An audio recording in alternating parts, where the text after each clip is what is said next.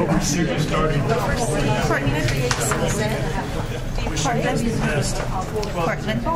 would you mind kind of sticking this over by the microphone? It's just my channel recorder and it's on. I just wanted to discuss it by the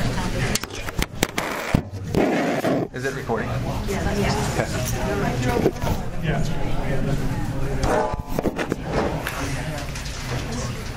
We're good.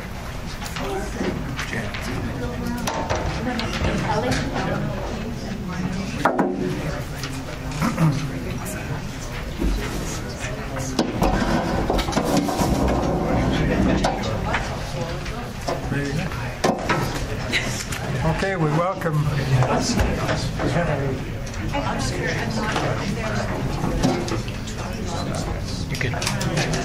Hello.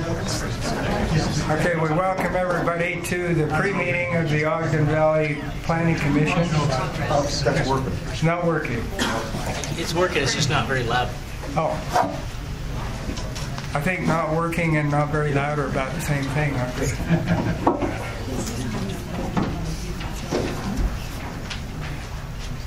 Let's see what we can do about the sound system, and then we'll get started.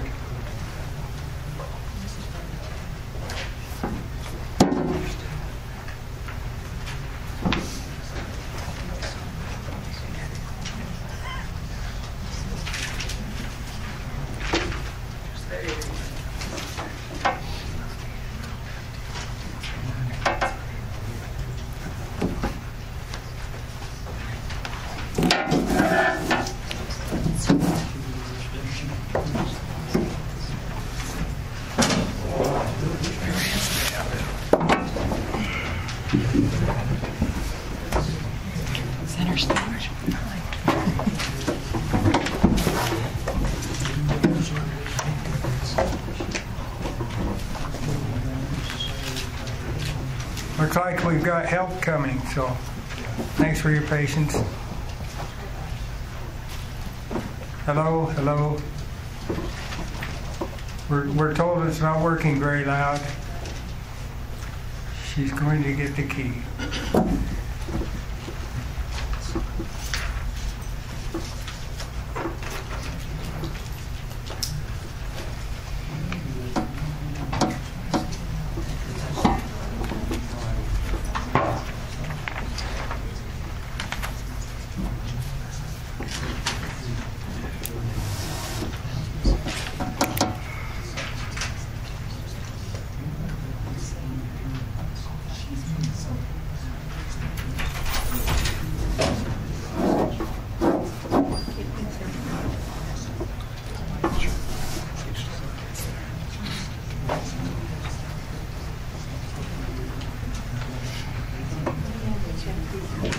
Testing, testing. Hello.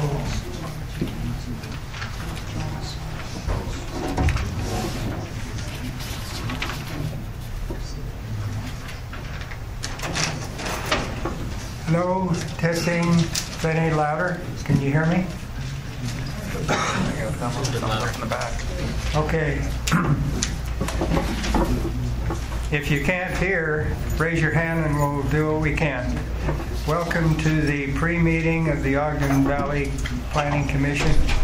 This is a regular meeting for us, and we're thrilled to be up here at our home in Ogden Valley. All of the commissioners here are residents of Ogden Valley. And tonight's a special meeting. We have an open house to follow. We've got some regular business to conduct. And we start out our meeting with a pre-meeting so the staff can kind of present to us what we'll be considering tonight. I note that we have 6 commissioners here tonight. The chairman, Commissioner Schumann, is out of state, so he asked me to conduct. I'm the vice chair, Jeff Burton. We have Commissioner Johnson next to me, Commissioner Wampner, Commissioner Barber, Commissioner Montgomery, and Commissioner Torman. So, and we have with us some staff, and the planning director, Rick Grover's here. Do you mind if I kind of explain a few things? I'd like you to. Okay, perfect. So as far as the agenda goes, as the planning commissioners know, we're always amending the agenda. I think the public's paying a little bit more closer attention to this one because it's up in the Ogden Valley. That what we typically do, just so the public's aware, is we meet with the chair and the vice chair before the agenda is fully solidified, and then we get that out to the public. You may notice on the agenda, because you have been paying closer attention to it this week, is there was a few things changed. That happens with every planning commission agenda. One thing we want to put on there is legal training from as far as the planning commission's duties and roles. And we wanted you as the public to know what the planning commission's duties and roles are, what the county commission's duties and roles are, and what planning staff's duties and roles are. Because I think oftentimes you may not be aware what authority the planning commission has versus what authority the county commission has. So we're going to be having that at the end, and we wanted to make sure we had time for that to happen so that you as a public is aware of what duties each one of these commissions has and what duties the planning commission has. Because there's a lot of things going out around on Facebook and different things like that. What the planning commission can do, what the county commission can do, and what staff can do. So Cortland, our legal advisor over in the corner there at the table, he is going to give us some training, and so we want to make sure that this was on the agenda.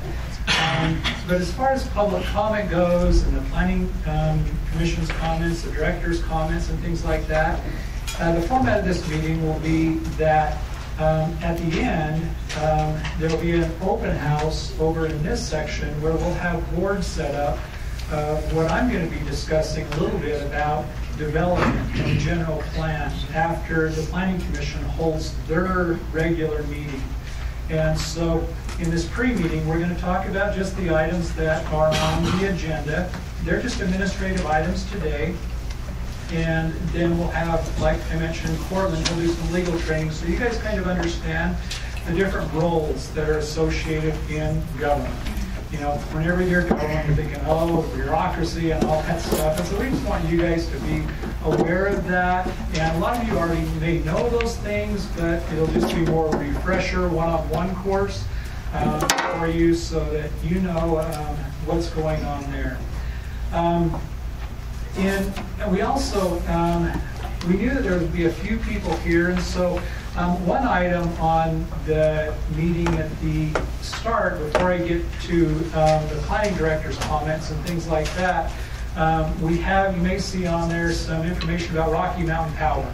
They came and talked to us, and they mentioned that they're going to be changing the ability they have to service the area with winter time, and so I wanted you as the residents to know how soon they're going to get out and respond to you. And I thought this would be a great opportunity for them to get that information out to you.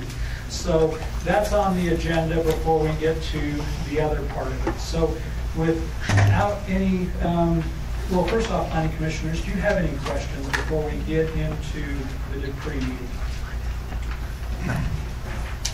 Okay. All right. Back to you, Chair. Okay. Looks like we've got some minutes to approve tonight, so if you have any comments on the minutes of the prior meeting, I'd be thinking about that. The first item on our agenda is consideration on action on a request for preliminary approval of Village Nest Retreat at Powder Mountain. Steve Burton is the planner that's in charge of that. Steve, will you tell us? Yes. Hey, I'm over here. Hey. I moved, so there'd be a couple more spots. Yeah. And we have a few seats up here. Yeah, commissioners, this is a request for preliminary subdivision approval. This is a subdivision that it actually already contains 20 lots. The owners are proposing to adjust the lot boundary and actually adjust the subdivision boundary. You'll notice in the staff report, and I'll present, and I'll show you specifically in my presentation how the proposal is being changed. But currently there are buildable envelopes, building pads, we call them, and the developer, the owners, actually want to turn those into just lots with a cul-de-sac running down the middle. And because this is already a platted subdivision, they had to file a subdivision plat amendment. Because it's a plan amendment, because these lots already exist, we're not asking for any proof of water because we know the water's already there. They're not asking for any more lots that are already there.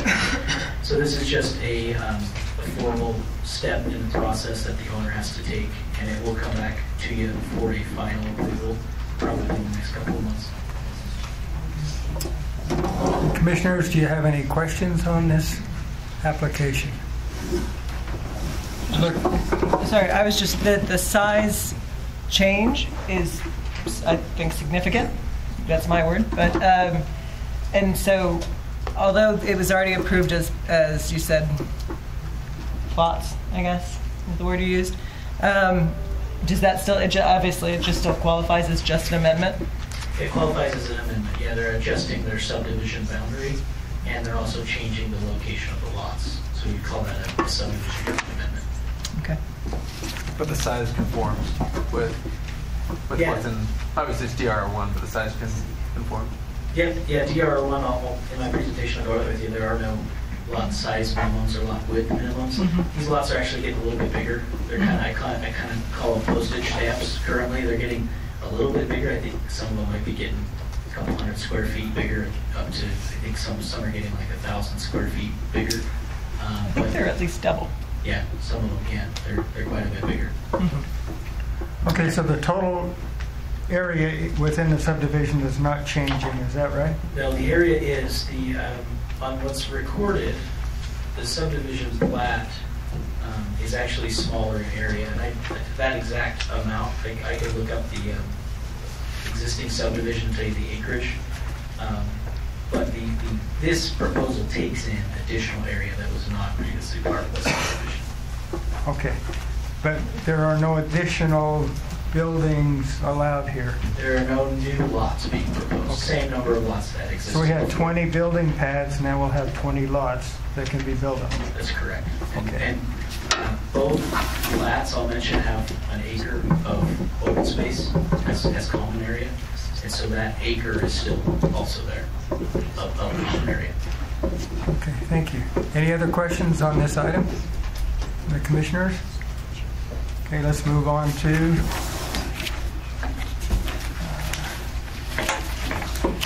number 2.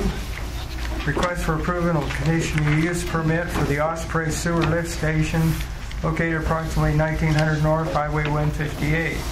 Tammy. Thank you, Commissioner. Everyone hear me okay? No, it's not stopping. Can you hear me? Oh, there we go. I got to talk really closely. Okay. This is first of all, public utility substations are a permitted use with conditions in most every zone in Weber County. A sewer lift station is considered a public utility substation, and if you recall Osprey Ranch coming before you back in 2022, part of their approval was installation of 2 lift stations to expand the sewer infrastructure to be able to service this subdivision, potentially additional density down the road. But right now we're focusing on these 2. There are 2 lift stations on here on the agenda. Thanks. Sorry. There are 2 lift stations on the agenda before you this evening. What will be addressed in these as part of most any conditional use will be aesthetics. So we're looking at building materials, we're looking at landscaping requirements, locations, the proposed location of both of these, and you've got one that's located within the Osprey Ranch subdivision on their open space A, which is just west of Pineview on the west side of Highway 158. The Eden Crossing lift station is located to the northeast of the 4-way stop right there. And so what they're proposing, and according to their site plans, they meet minimum setbacks for both the zone and their public utility stations. Staff feels that what they're proposing as far as building materials could meet the code as well, but the Planning Commission may have comments to that effect. Do you have any questions for me? Okay, this is a conditional use permit. Yes, sir. And it's for preliminary approval. Right. No approval of the conditional use permit. Correct. Okay. All right. Commissioners have any questions? I do. Osprey Ranch is the applicant. Where do these, but typically these get transferred to a public utility, correct? Typically, yes. Okay. As that I believe there's an agreement in place with Wolf Creek, and the applicant is here. He can probably answer more specific questions for that. Okay, and I see at least one water district that can at least answer questions due to maintenance and design, right? Mm-hmm. Correct. They'd be a better fit, right, to publicly comment on that. Okay. Oh, that was it. Okay, any other questions? Okay. And then we will address these items when our formal meeting starts at 5 o'clock.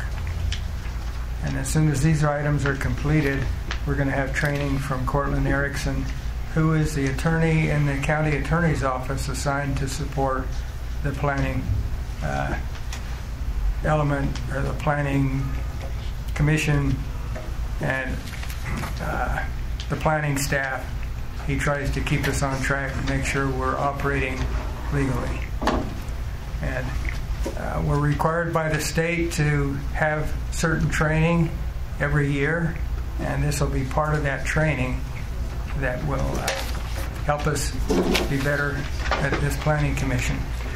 Just let me mention, all of us, the 7 on this Ogden Valley Planning Commission, are residents of Ogden Valley. We all are unpaid. We volunteer. It takes quite a bit of time to do this. Sometimes our meetings, what's our record meeting? 11:30 at night or something? Midnight, yeah. Yeah. So we try to do our best. We operate under constraints of the law.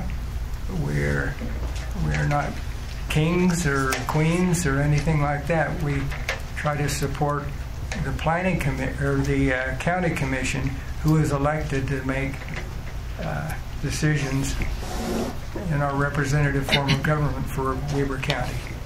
So we're kind of we have support staff that is paid, and we have community support that is volunteer. So we've got about 11 minutes to go until we begin our formal meeting. Rick, would you like to add anything? Yeah, I just want to make a few comments. As you know, the Utah APA conference is here in Ogden this coming week. APA meaning American Planning Association conference. Okay. And we're so excited to get this in our community because it just gives an opportunity for us to have all the planners in the state come here and be able to share things that we've done. And also we're collaborating with the state of Idaho. And this is the first time ever that that's happened, where we have Utah and Idaho combining. And it's really neat to see, because the amount of registration for this conference has just increased immensely. In fact, they stopped booking it. They said the deadline for booking it was today. And when Ann went on to register you guys for that conference, they said, we've closed that. And anyway, I said to Ann, Ann, let them know who's planning most of this conference, and they'll reopen it. Unfortunately, they reopened it for a half an hour period of time. So we got those of you who would like to be there registered, but they closed the booking on this conference about a week ago because they just didn't have any more capacity. And so we're excited to have that here. A lot of our planning staff is going to be presenting at that conference. And so it's just a great opportunity to let the other folks in the state of Utah see what's going on in Weber County and in northern Utah. So those of you who can make it, you're going to be in for a treat. One of our keynote speakers we're really excited about, because one thing that's important is that we get our story out there. And we have Jenny Taylor, the wife of Brent Taylor, and she's going to be talking about storytelling and making sure that you get your story out to the folks. And we're really excited to have her as one of the keynote speakers at the conference to share her story and how she helped bring the community of Weber County together through, unfortunately, a tragedy with her husband, Brent, but how she got her story out there. And We're going to have a lot of... Portland,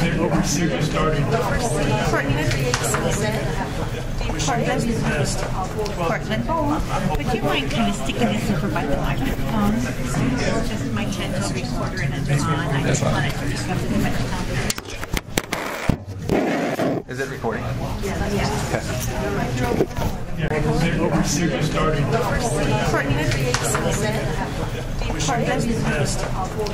Portland, would you mind kind of sticking this over by the microphone? It's just my chance to recorder and Adjourn. I just wanted to discuss it much time. Is it recording?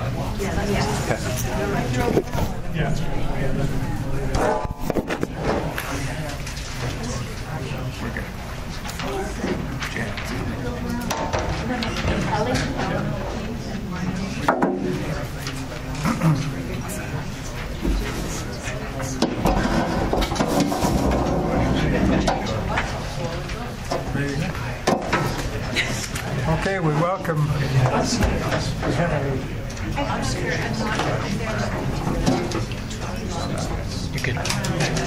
Hello.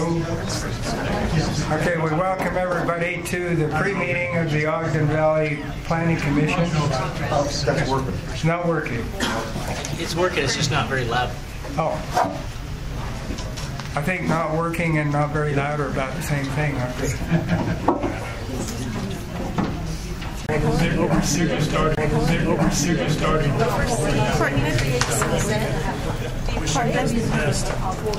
Portland, would you mind kind of sticking this over by the microphone? It's just my chance to recorder and Adjourn. I just wanted to discuss it much time. Is it recording?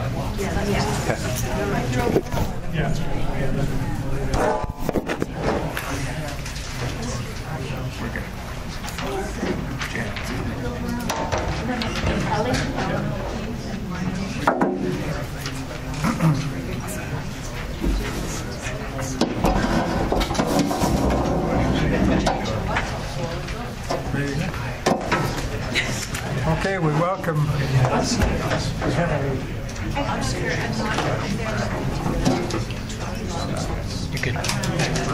Hello. Okay, we welcome everybody to the pre-meeting of the Ogden Valley Planning Commission. It's not working. It's working, it's just not very loud. Oh. I think not working and not very loud are about the same thing, aren't they?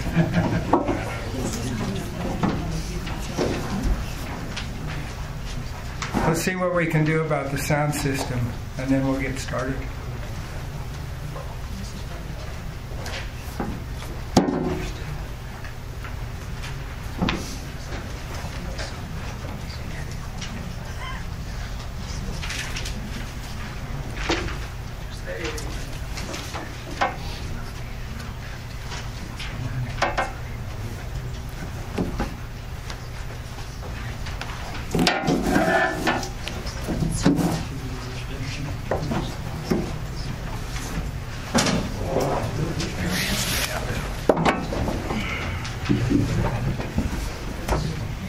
Center stage.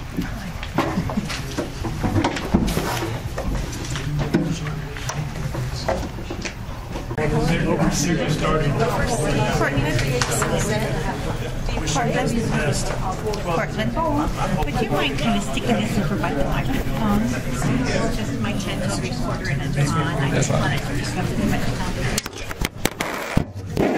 Is it recording?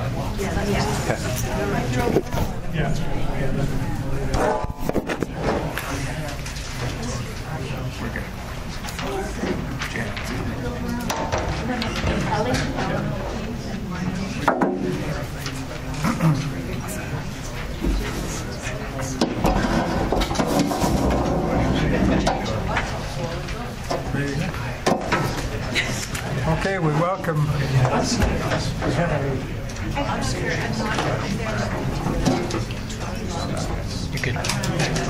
Hello.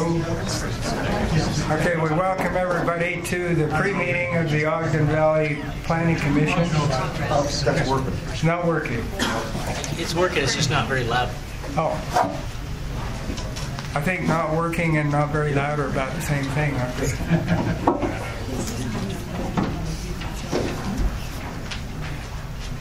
Let's see what we can do about the sound system, and then we'll get started.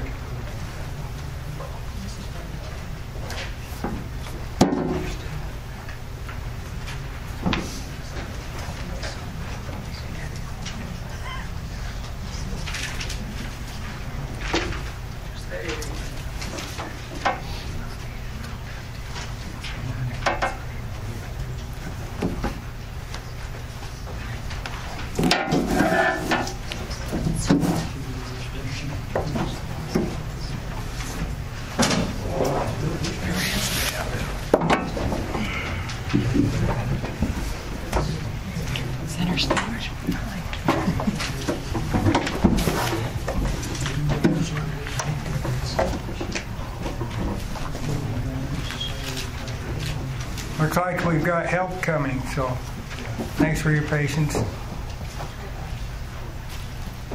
Hello, hello. We're told it's not working very loud. She's going to get the key.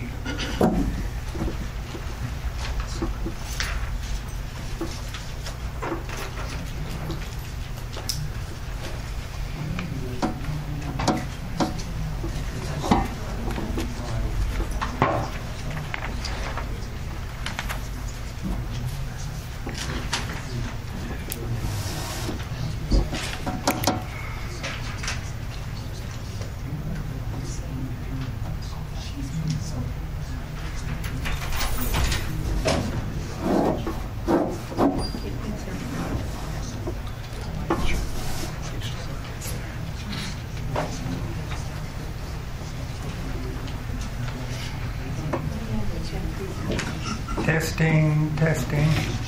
Hello.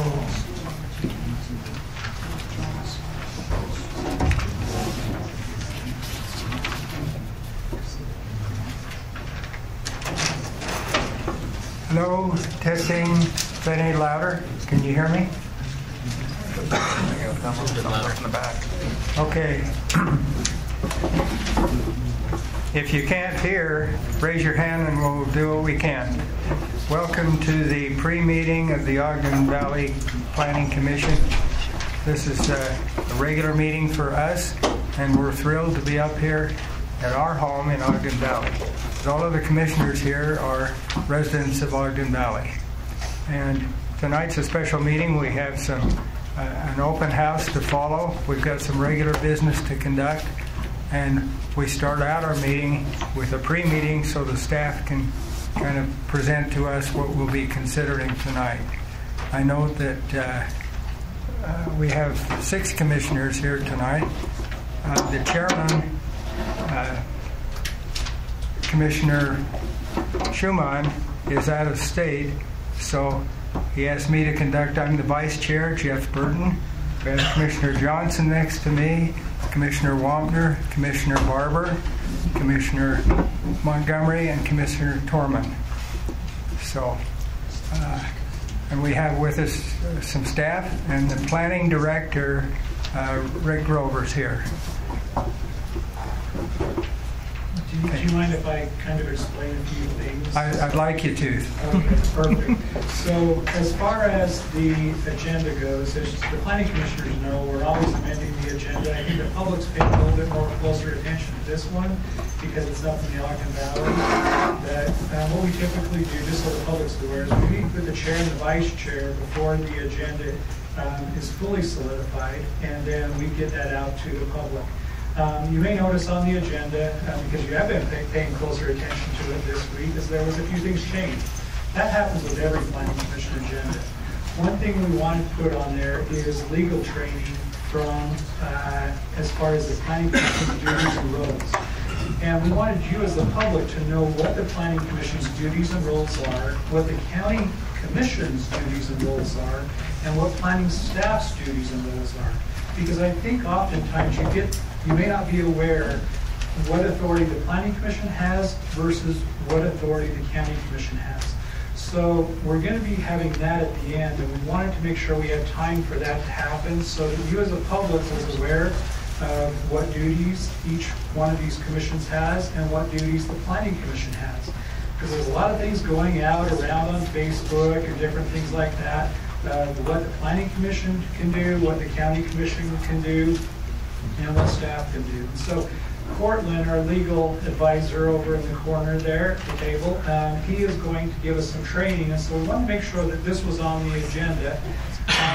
But as far as public comment goes, and the Planning Commission's comments, the Director's comments, and things like that, the format of this meeting will be that at the end, there will be an open house over in this section where we'll have boards set up.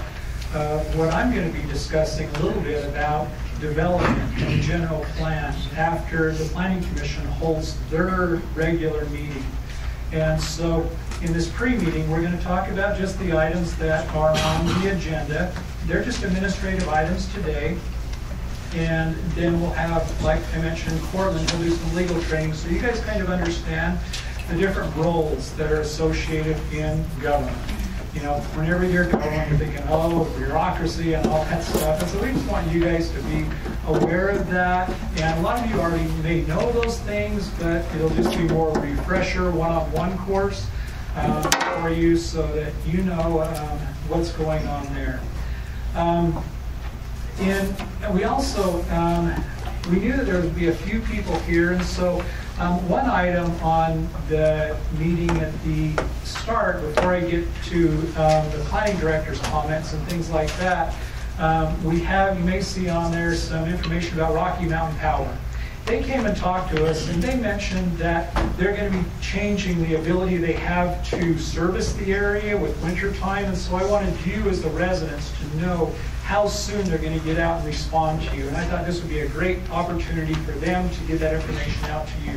So that's on the agenda before we get to the other part of it. So without any, well, first off, Planning Commissioners, do you have any questions before we get into the pre-meeting?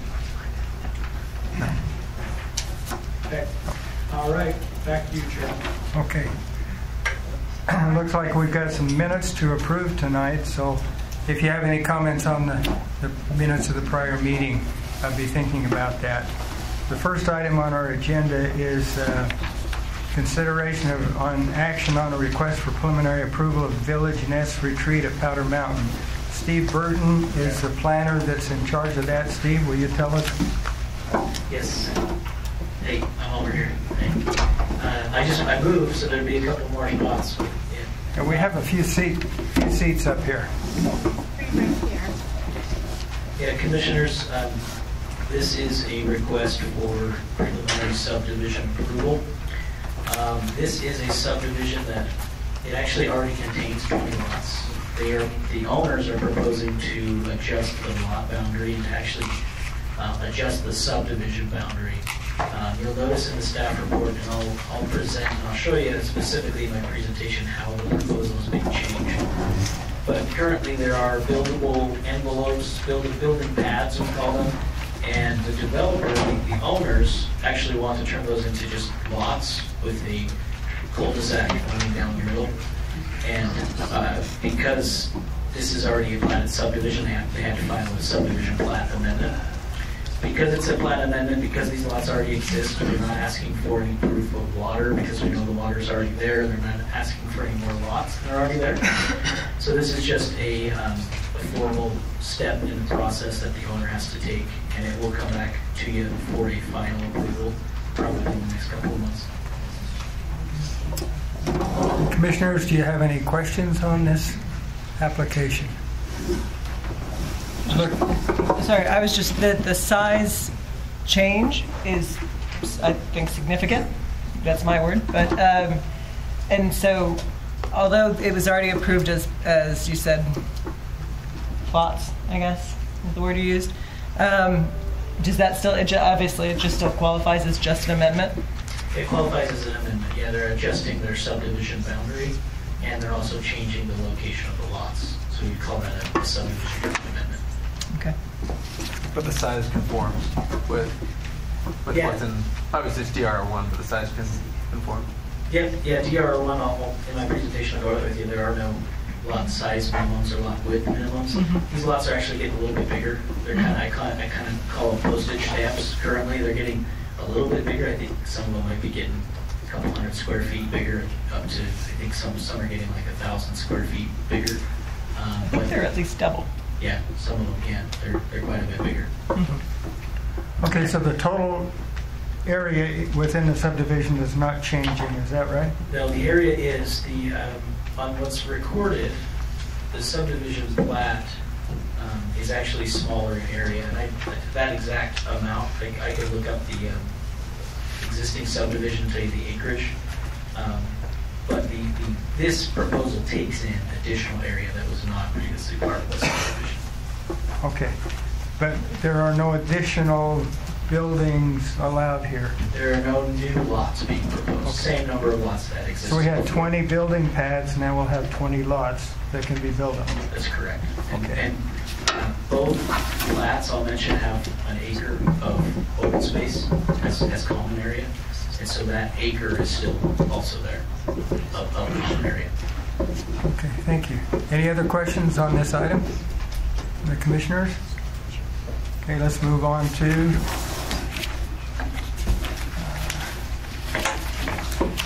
number 2. Request for approval of conditional use permit for the Osprey sewer lift station located approximately 1900 North Highway 158. Tammy. Thank you, Commissioner. Everyone hear me okay? No, it's not stopping. Can you hear me? Oh, there we go. I got to talk really closely. Okay. This is first of all, public utility substations are a permitted use with conditions in most every zone in Weber County. A sewer lift station is considered a public utility substation, and if you recall Osprey Ranch coming before you back in 2022, part of their approval was installation of 2 lift stations to expand the sewer infrastructure to be able to service this subdivision, potentially additional density down the road. But right now we're focusing on these 2. There are 2 lift stations on here, on the agenda. Thanks, sorry. There are 2 lift stations on the agenda before you this evening. What will be addressed in these as part of most any conditional use will be aesthetics. So we're looking at building materials, we're looking at landscaping requirements, locations, the proposed location of both of these, and you've got one that's located within the Osprey Ranch subdivision on their open space A, which is just west of Pine View on the west side of Highway 158.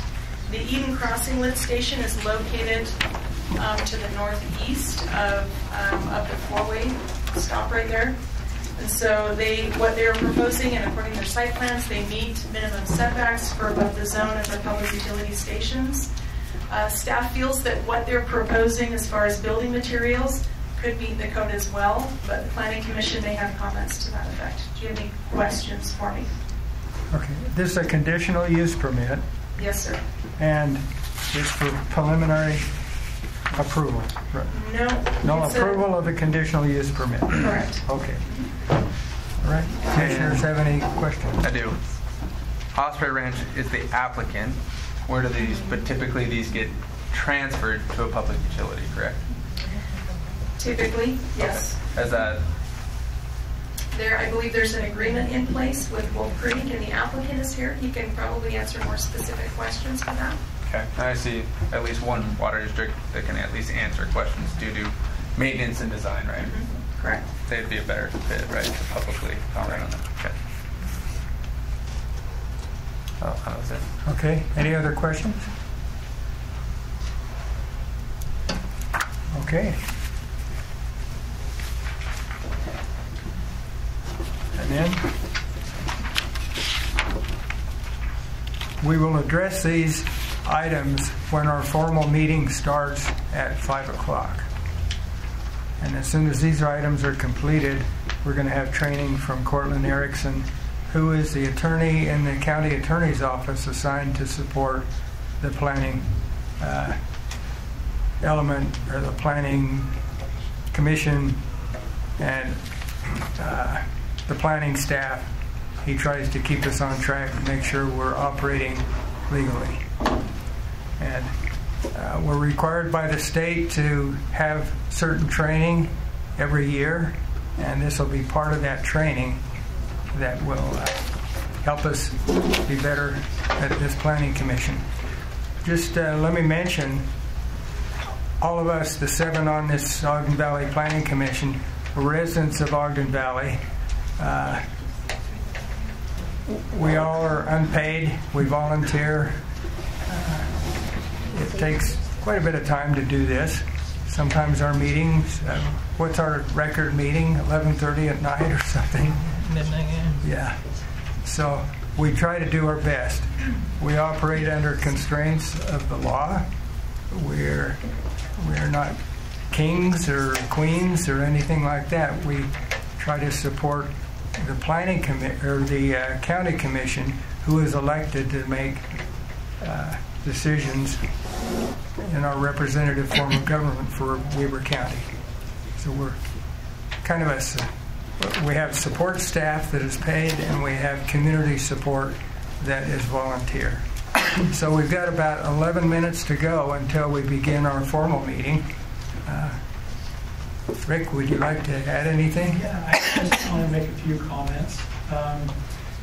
As you know, the Utah APA conference is here in Ogden this coming week. APA meaning American Planning Association conference.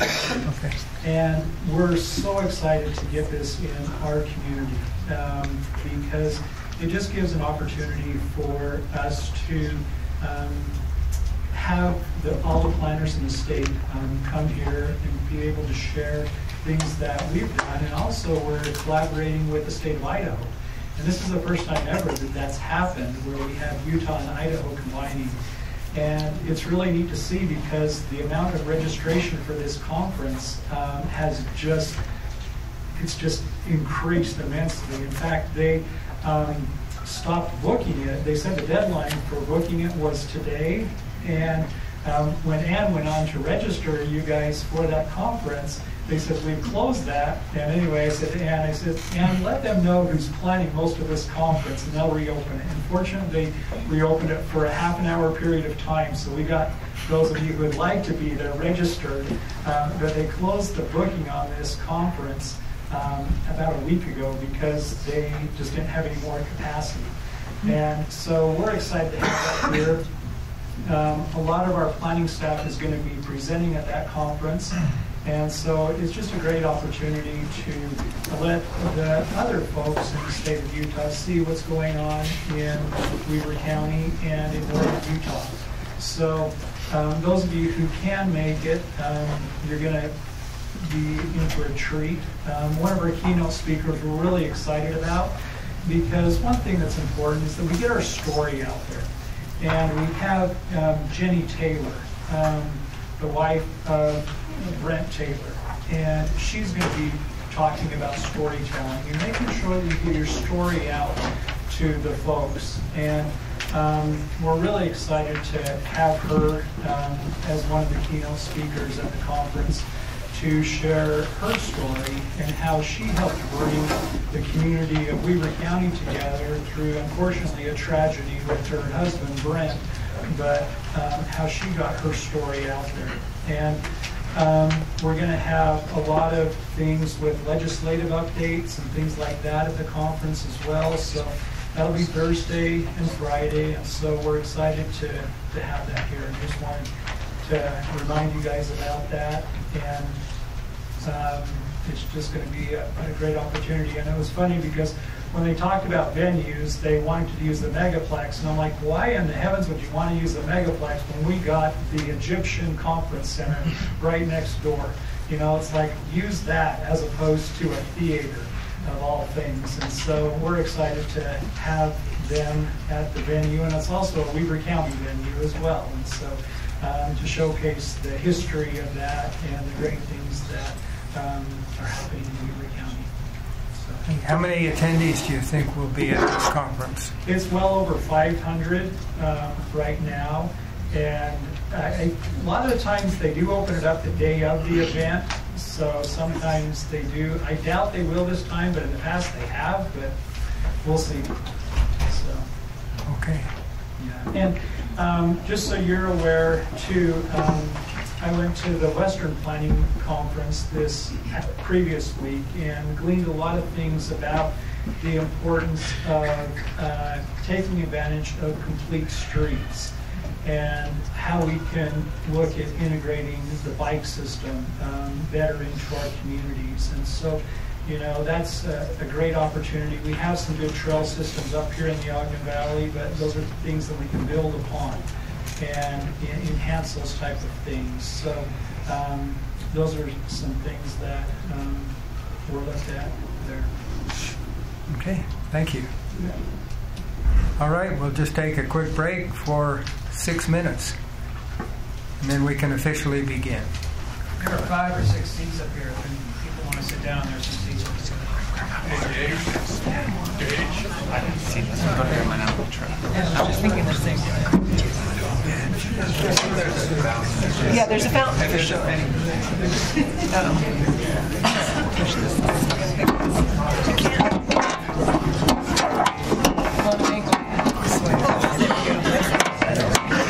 Just push that in.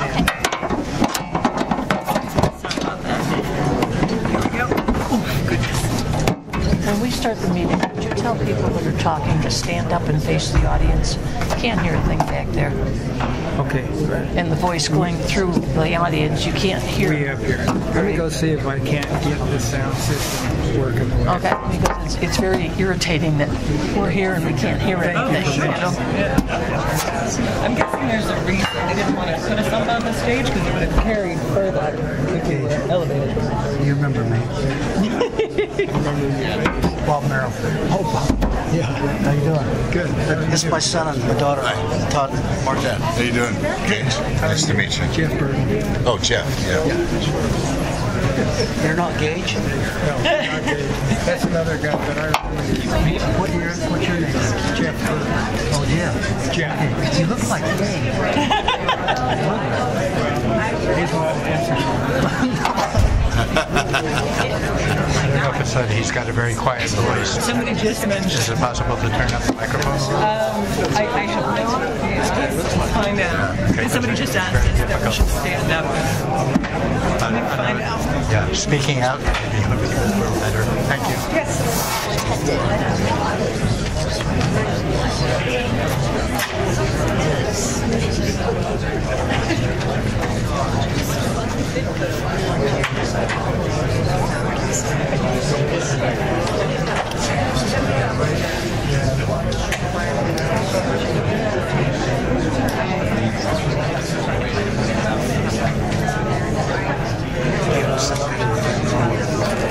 No, it was a pre-meeting for this. They were just talking about topics, discussion topics. Probably didn't get my email, did you?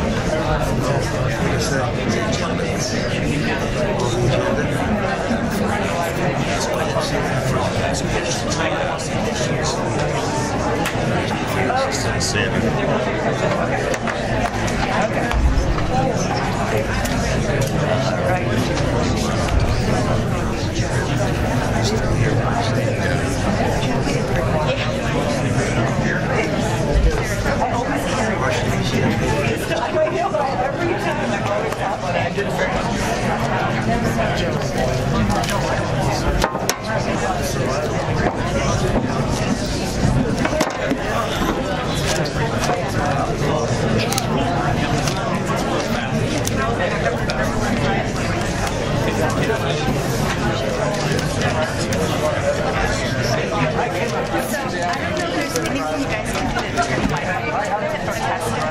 I don't know. I just asked them. Because we've had quite a few people commenting how they couldn't hear it all. Yes. Okay, yeah. Yes. Just want to make sure you got it. No, thank you. I appreciate it.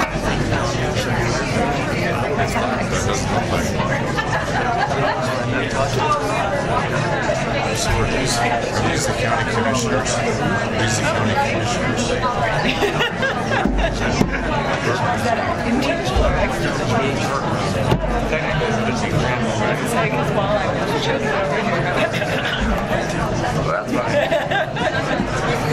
Are there times I should be Yeah. Just drop it out. Exactly. That's what I was wondering. I was like, okay. So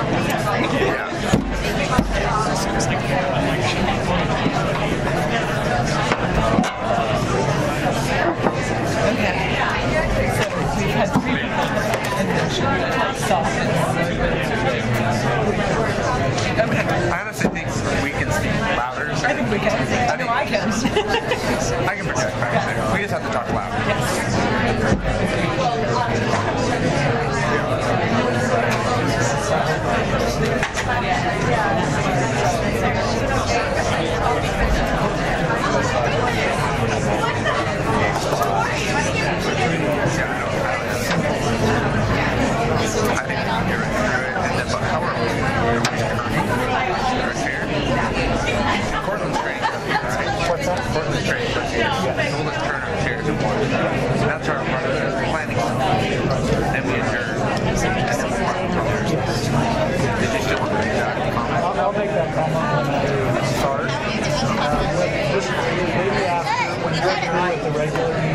how the Yeah, it was good.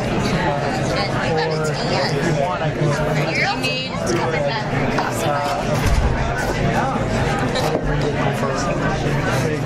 Would you like me to present this after adjourn, after you get down to this part?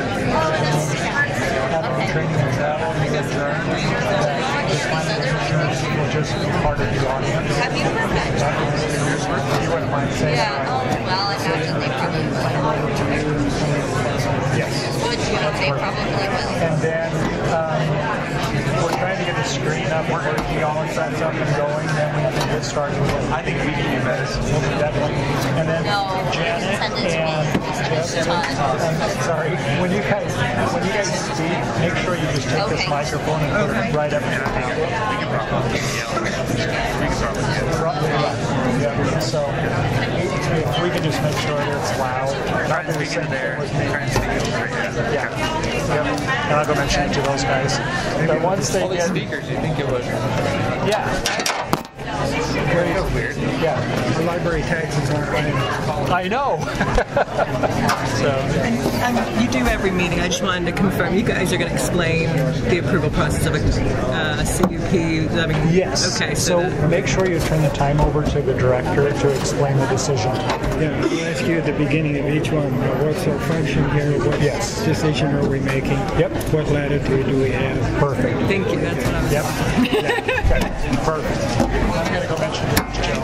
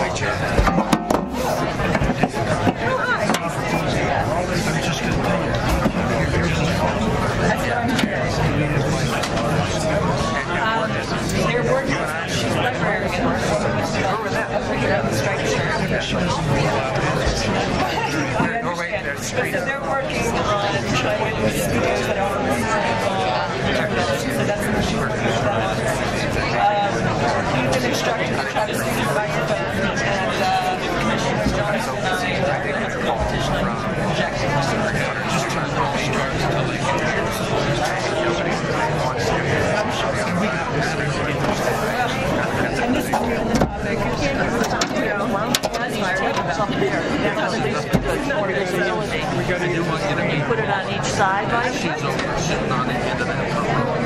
guys get to keep it. We're going to yell at you. Oh, yeah, right. People need to stand up when they talk. Okay, and that'll help a little bit, but it'll leave the sound.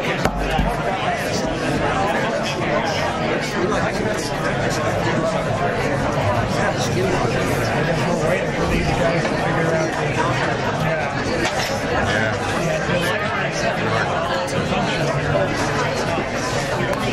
This is the first time you have... I can't lose the feeling in my pointer finger. It's my touch.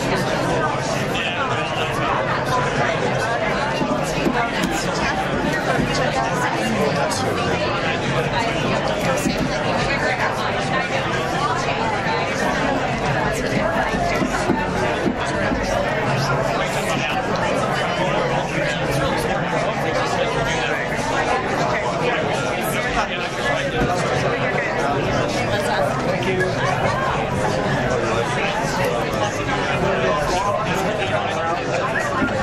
Okay, folks, it looks like... I can't hear you. Hello. Is it on?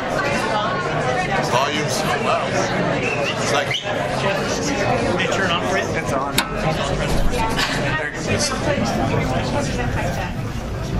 Can you hear me? Okay. Sorry for the technical difficulties, especially with the sound, but we're ready to get going. We'll begin our regular meeting, and I'm going to ask the commissioners, when you would like to speak, stand up, just like we did in school. Okay. Welcome to the regular meeting of the Ogden Valley Planning Commission. We're happy to be up here. I apologize, we don't have seating for everybody, and we've had technical difficulties, but we'll do the best we can. Public involvement is what makes government work, so thank you for coming tonight. We'll start, if everybody would join me in the Pledge of Allegiance. I pledge allegiance to the flag of the United States of America and to the republic for which it stands, one nation under God, indivisible, with liberty and justice for all.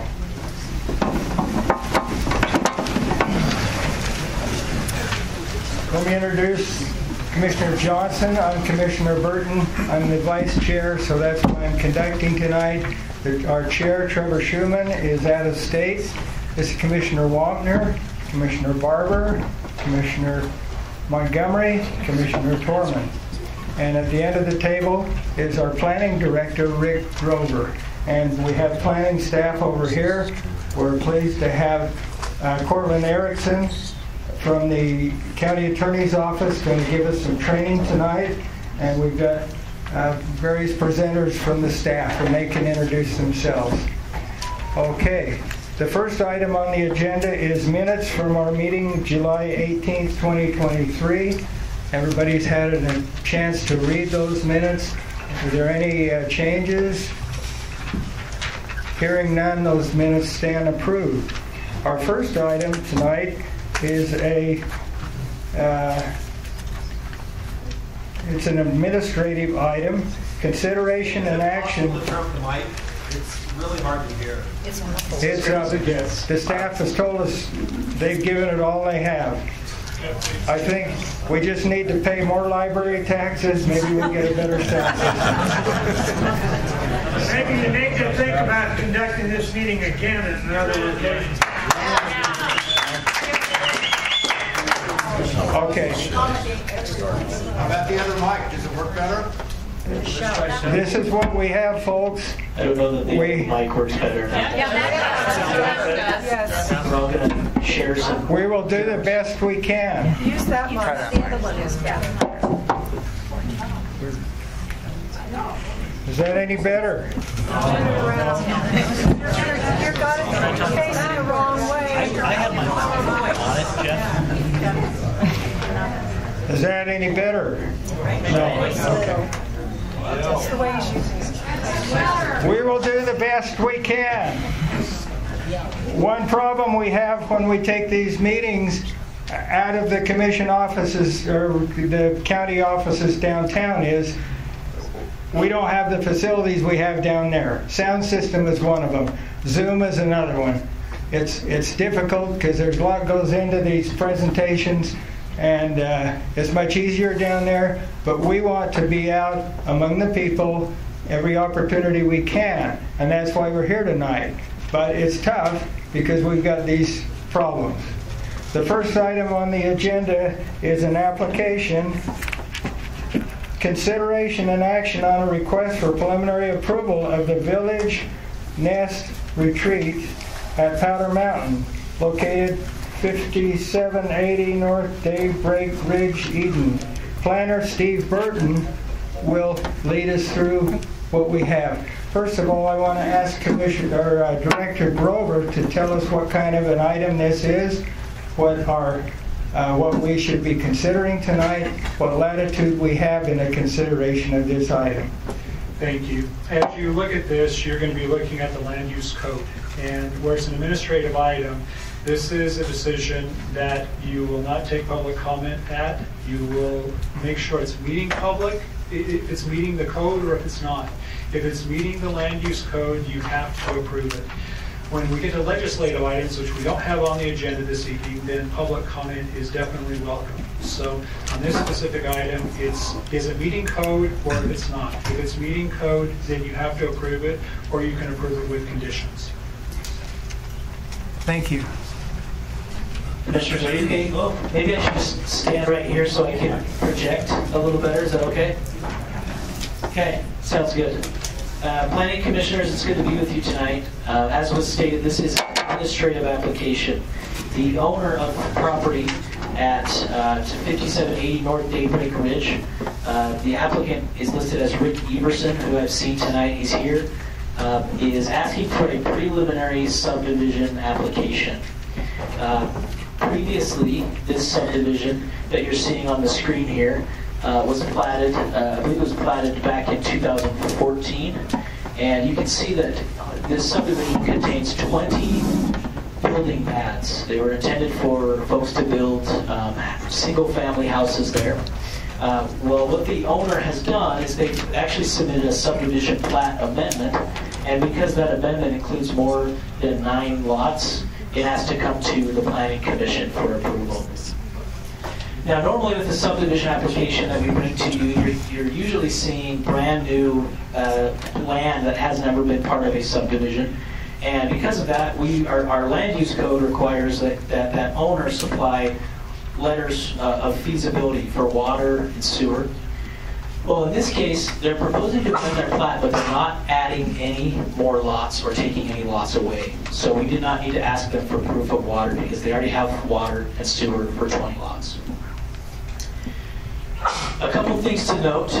One is that this is in the DRR1 zone at Powder Mountain. It stands for Destination Recreation Resort Zone. Can we go to the next slide, please? Thank you. On the left is the existing subdivision plat that I was describing just a minute ago. And you can see previously, you might not be able to see, the image is a little bit grainy, but the property consisted of 2 acres altogether. On the right is the proposed subdivision application, and you can see it takes in a little bit more area, and instead of these postage stamp building pads, they're actually proposing to just have 20 lots accessed by a cul-de-sac and also have some common area open space. So a very similar layout, but a few different changes. The lots are getting a little bit bigger is what's going on here, and that's why they're adding property to it.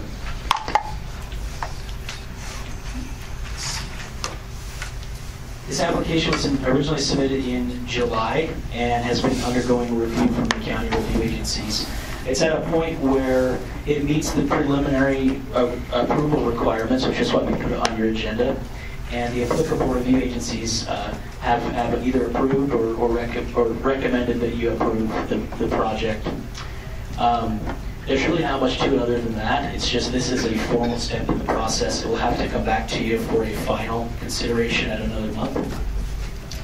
I'm happy to answer any questions if you have any.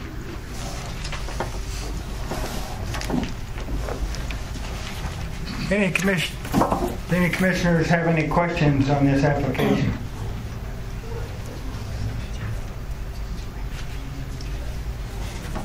And you've listed some conditions, and staff has recommended approval of this preliminary request. Yes, I apologize, Mr. Chair. Staff recommends, as listed in the staff report, staff is recommending approval because it does meet the land use code based on the findings that are in the staff report.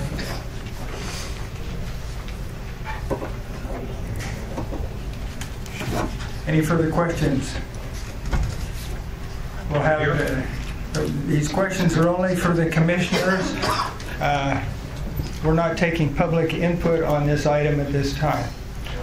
Okay, any commissioners? I'll entertain a motion. I'll make a motion to approve. Motion to approve is made. Make a motion to approve UBV U71123 consideration and action on request for preliminary approval of the Village Nest Retreat at Powder Mountain located at 5780 North Daybreak Ridge in Eden. This approval or motion is based on staff recommendations and the findings in the staff report. Do I have a second? I'll second. Commissioner Lautner has seconded. The motion is recommending approval of the preliminary application for the proposed subdivision amendments based on the recommendations in the staff report. Any discussion? All in favor? Aye. Aye. Any opposed? Motion carries unanimously. The next item is a request for approval of a conditional use permit for the Osprey sewer lift station located approximately 1900 North Highway 158 Eden. And there's a similar request in here as item number 3 for permit for the Brown sewer lift station. Tammy is going to lead us through this. Thank you. Can everyone hear me okay?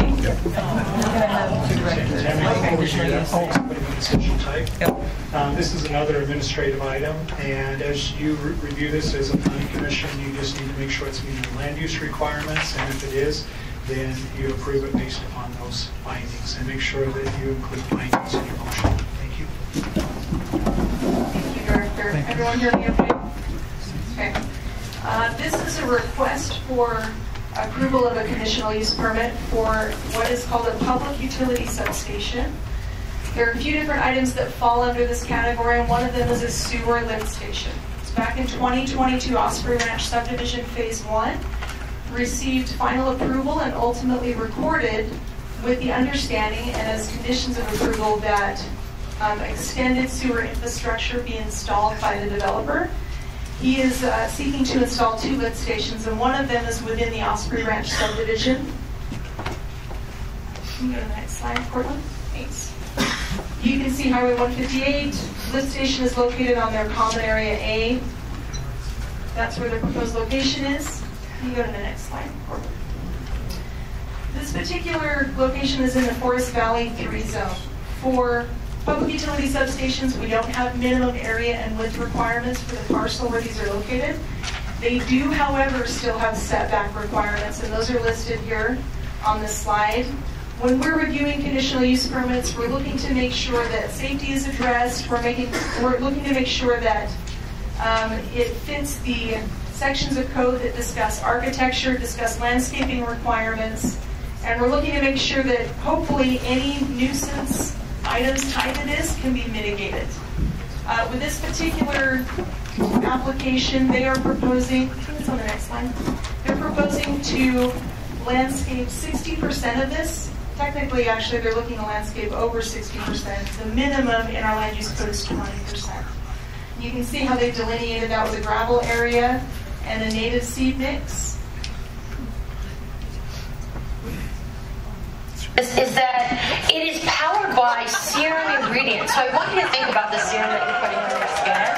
You can see too, this isn't just me saying this, right? There's a reason why people try this and they love it, and it's not just me. 100% across the board, this is what we always strive for at Delta 10. 100% of users agree that there was a dramatic improvement in skin's texture and clarity. That's after actually using the foundation. So that's a pretty cool thing, and that's after one whole day, 12 hours of wear. I'm checking it out that long, but that agreed that it blurred out the appearance of pores. Powders usually can settle into pores. Powders can find those fine lines. 100% agreed that skin appeared more youthful looking, and 100% of their skin appeared more radiant. These are pretty big claims to make with powder. Powders are typically dry. They're not serum infused. What you're seeing here is just flawless looking skin, flawless looking finish, but really taking care of your skin. And that's what that is all about. We always say, Shawnee, give us 10 minutes and we'll change the way that you see yourself with clean beauty, then Sleeping Bunny certified. Like all of these things that you're seeing here, I'm so proud of it. Because look, whether you have something as severe as a birthmark, or whether you have just a little bit of like maybe shine, some unevenness in the skin tone, what you can see is the difference the right product can make. I mean, do you have any buyers? Anybody buyers? We'll take 10. That works. Is that AI? Definitely. I guess the sound works sometimes, huh? Only $38. Any takers? Okay, sorry, folks.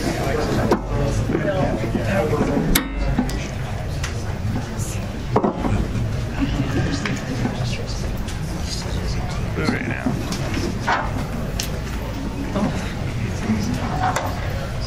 That was just a commercial break. Just a little rest. I thought I later think it's intense.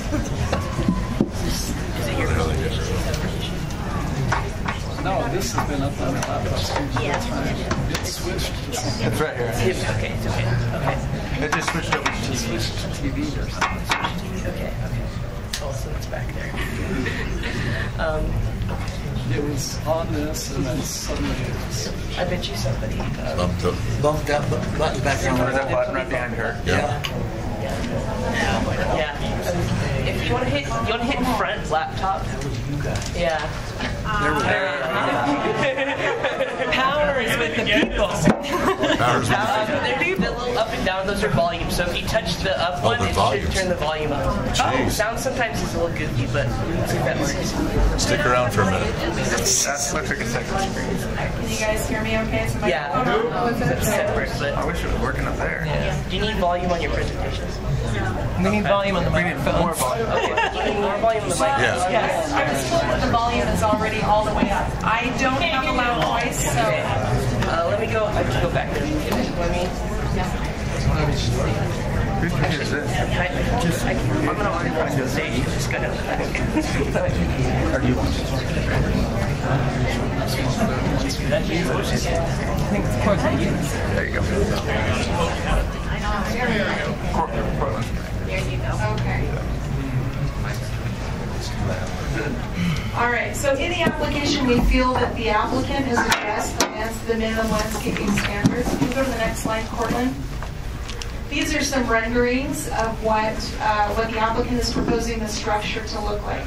Now, our land use code specifically states we don't allow CMU, unless, however, it is textured and colored in such a way so as to look like stone.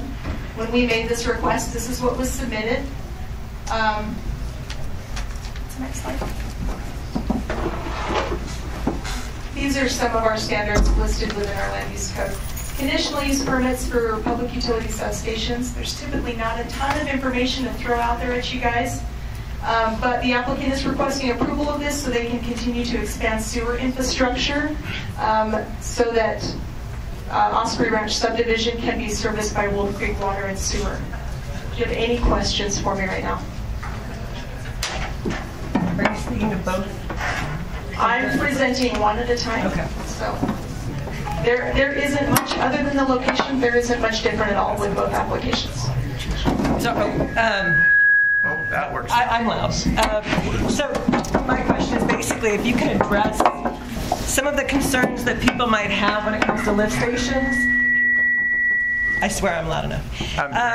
Are going to be sound from the operations, any smell factors, and maybe any ground disturbance, vibration, anything like that. If you can address, or maybe the applicant, if someone can address some of those potential concerns. I've got some information, but if you'd like, we can hand it over to the applicant. He can address those. Okay. I can start with them one by one. What do I? Do you want this? Come up there? Stand. This one worked really well. Hit the button. And Tammy, you might want to take yourself. My name is Eric Householder with the Householder Group. Is it green? Turn around. Testing. It's just flashing.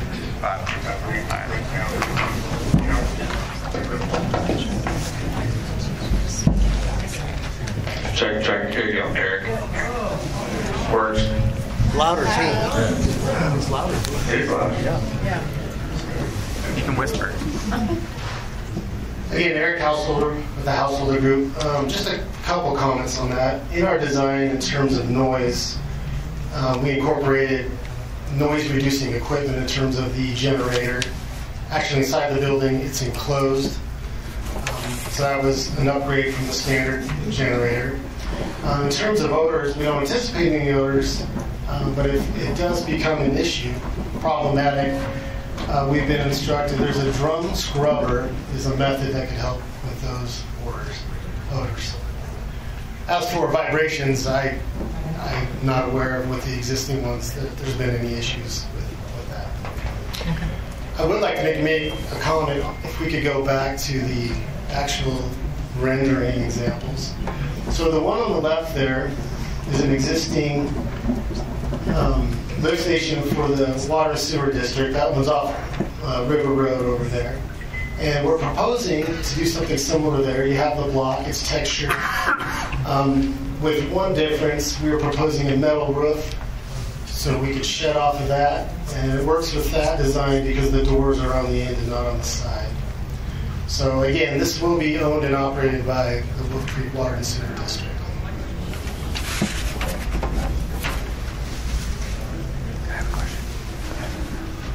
So on the, you mentioned that CMU isn't permitted. Obviously, I got a call from the sewer district saying, since we're not allowing public input in this, or there's not required, they said that this is the most favorable type for maintenance. If we do wood or some type of stone that has a mortar that can fall off, it just creates more burden on them.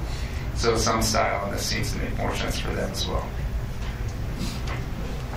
Does that? Do you have a question? No, I was going to make a comment that was made to me. So code doesn't allow for smooth, but a split face like this could work. Is that what you're saying? It could. Okay. It could. If the Planning Commission feels it meets the land use ordinance specific to a tumbled or weathered look, so it looks like stone with regards to color and texture. Yeah. Okay. So is CMU cinder block? Yes. And that looks like cinder block. What's the difference of what is allowed that's cinder block and what is not by the architectural standards?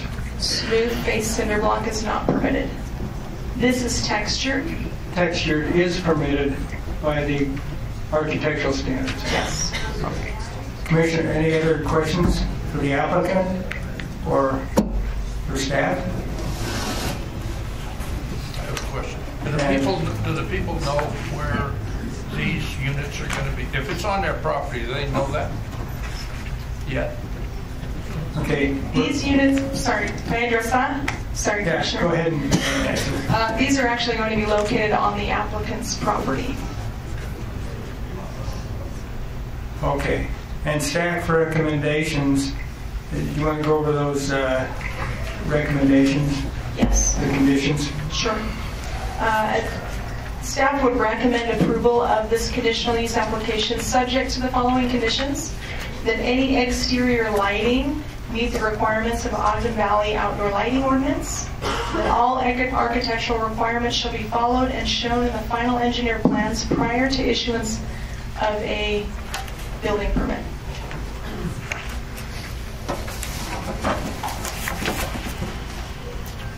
We would recommend that based on the findings outlined in the staff report. And the findings are?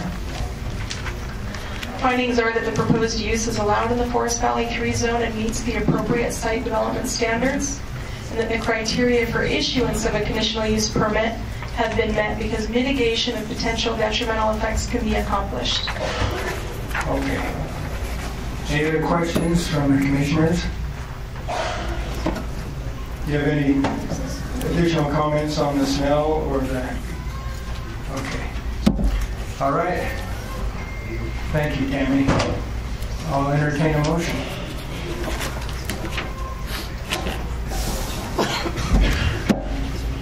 I'll make a motion with a positive approval for CUP, file number CUP 2023-12, Eden, 1900 North, Highway 158, Eden, Utah, 84310. Applicant is Osprey Ranch. Recommend that we move forward with positive approval of this application based on the findings found in the staff report and presented here to us tonight. Do I have a second? I'll second. And we have a second for approval based on the... It's with the conditions listed? Yes, with the conditions on it. Yeah. Amending with the conditions included in the staff report. Second. Okay, we've had clarifications including the conditions set forth in the staff report. I'll second. Okay, we have Motion and a second for approval based upon the conditions set forth in the staff report and the findings set forth in the staff report. All in favor? Aye. Any opposed? Motion carries. Okay, the next item is a similar item. This is for a Eden Crossing sewer lift station at approximately 5204 East Highway 166, Eden. Tammy, do you want to lead us through this one? Thank you, Commissioner. A lot of what you're going to see in this presentation is pretty identical other than the location.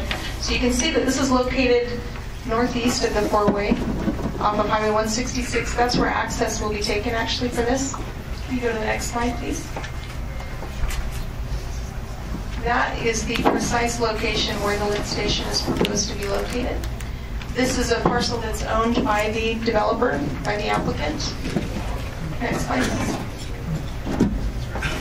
This one is located in the Agricultural Valley 3 zone. Again, there are no minimum lot area and width standards for a public utility substation, but these are the setbacks also in the AV3 zone. Next slide. This is their proposed landscape area. They're proposing to hydroseed at least 22% of the area. Again, the code minimum is 20% landscaping. We do consider gravel as part of that landscaping, so they are going beyond the minimum requirements as far as landscaping goes. If you want to go to the next slide, the renderings are the same. Applicant is looking to put in the same architectural style up here in this location as well. And again, this is the second lift station to help service Osprey Ranch subdivision, phase 1, located off of Highway 158. Next slide. I'm not sure that there's any other new information in this one, other than, again, as far as architectural standards go, smooth face CMUs are not permitted in our land use code. Applicant is proposing textured, earth-toned CMUs with a metal roof on this. Next slide. This would be another example of that. A little less practical, and likely the Water and Sewer District would probably agree. But staff would recommend approval of this application as well, based on the findings outlined in the staff report and subject to the conditions in there as well. Do you have any questions for me right now? Yes, I do have another question. If we go back to the slide, my question is on the location. In the staff report, there's an arrow pointing to a different, I just want to get clarification on where. So this is the parcel it's located. They're looking to tuck it into that far little corner right there. And is... Oh. It's at Go touch it. Go point out where it goes. Right here. And Tammy, that's you just see right. That's this. Yeah, so the packet's different. The packet is different, probably because there was a little editing and it may have shifted the image. That is the correct location. Which one? That one? This one here, yes. I'm not sure whether this applies, but does the applicant own the next lot? The piece underneath? No. And to the side? No. To the north, yes. Okay. And as I understood it, we're talking about gravel and seed being grass? Hydroseed and native grass mix, so not necessarily dirt. Hey, Tammy, is the applicant required to put a fence around it? The screening standards, there are screening standards. The Planning Commission can certainly request that, especially where you've got a residential use immediately south of that. But it's typically they're not required with these. Okay, do the commissioners have any additional questions for Tammy? No, for Tammy. And how about the applicant? Would the applicant like to participate here? I have no further comments, unless you have a question. I have a question, and it's just for my own curiosity. Why were we looking to seed, say, 60% over at Osprey and 22% here? The idea is to seed the disturbance. The other location is not flat, so there's a big cut in the back, and actually the building's kind of tucked into the hillside. Okay. So that's why the numbers were different. So less disturbance. Correct, yes. This is very flat on this side. Do you anticipate putting in any screening, fencing? We had not talked about fencing, and I'd probably defer to the water district, sewer district, if they had an opinion on that. I don't think any of their other ones are screened that way. May I ask, have you spoken to the property owner closest to where where you would like to put this? I have not personally, no. Okay, I have a question. Is this pump unit underground? Correct. Is it sealed? Yes, it's all submerged. It's a dry well, basically, where it collects and then pumps up. Okay, is it sealed so there's no venting to the outside? It's mainly sealed, yeah, but I think it requires a little bit of venting for the suction. Okay, what do you do to prevent the odors from coming out of the building? Again, we're not, in line with the other. I mean, I can't really talk for water districts here. That's them. So maybe they can answer that question better than I can. Okay. So we have somebody from the water district here. Will you be willing to tell us how this pump lift station works?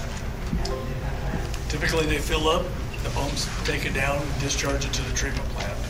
If they're operated, we crank up the volume a little bit.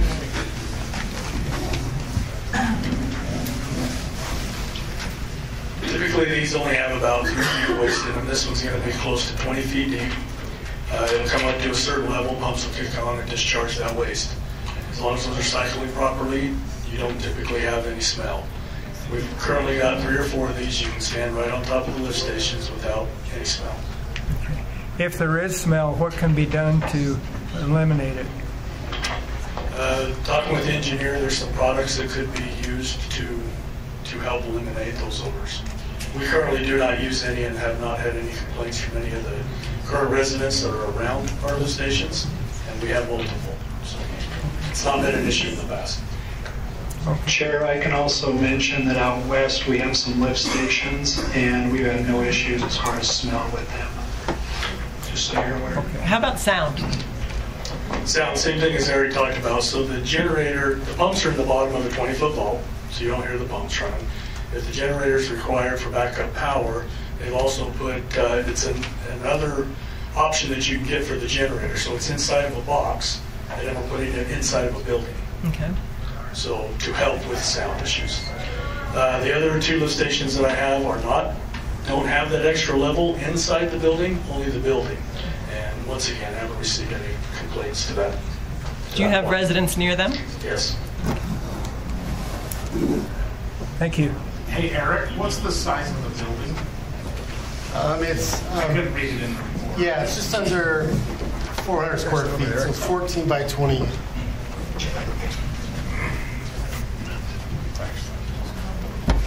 Should be in the narrative part.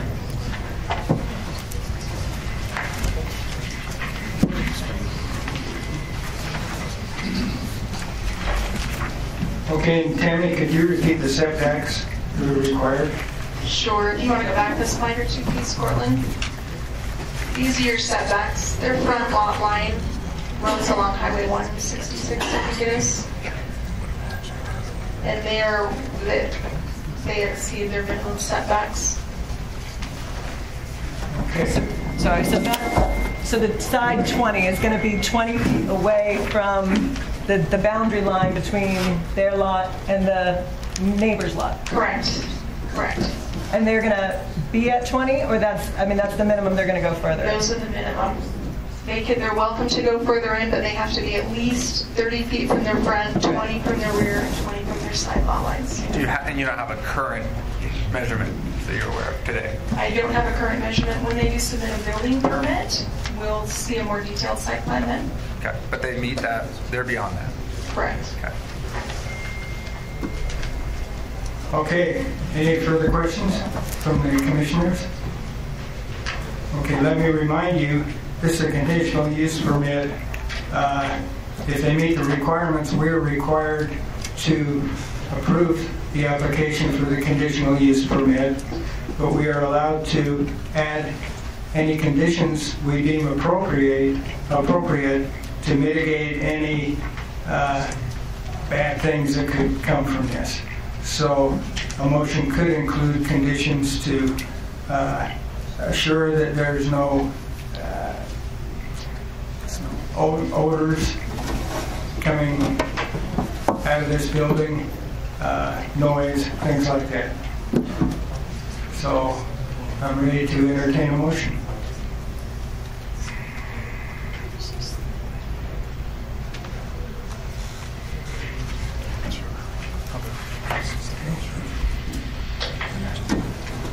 I'd like to make a motion that we approve CUP 2023-11.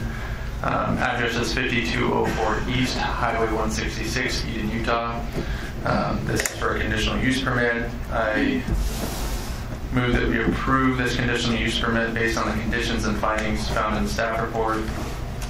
I would also like to add a condition here due to the proximity to the structures that if any noise or smell, noise above the county ordinance, that we can't go beyond that, right? That meets or is better than the county ordinance, and then any smell is mitigated by the operating body.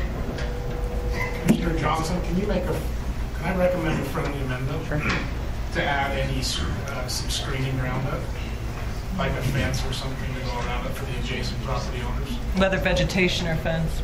Yeah, something to screen it from the adjacent property owners. Yeah, I think part of that though is on the approval of the operator. Like, it's not going to. I'm open to screening that makes sense for an operation and doesn't burden the operation. I'd be open to that amendment. We're good. Are you good with that?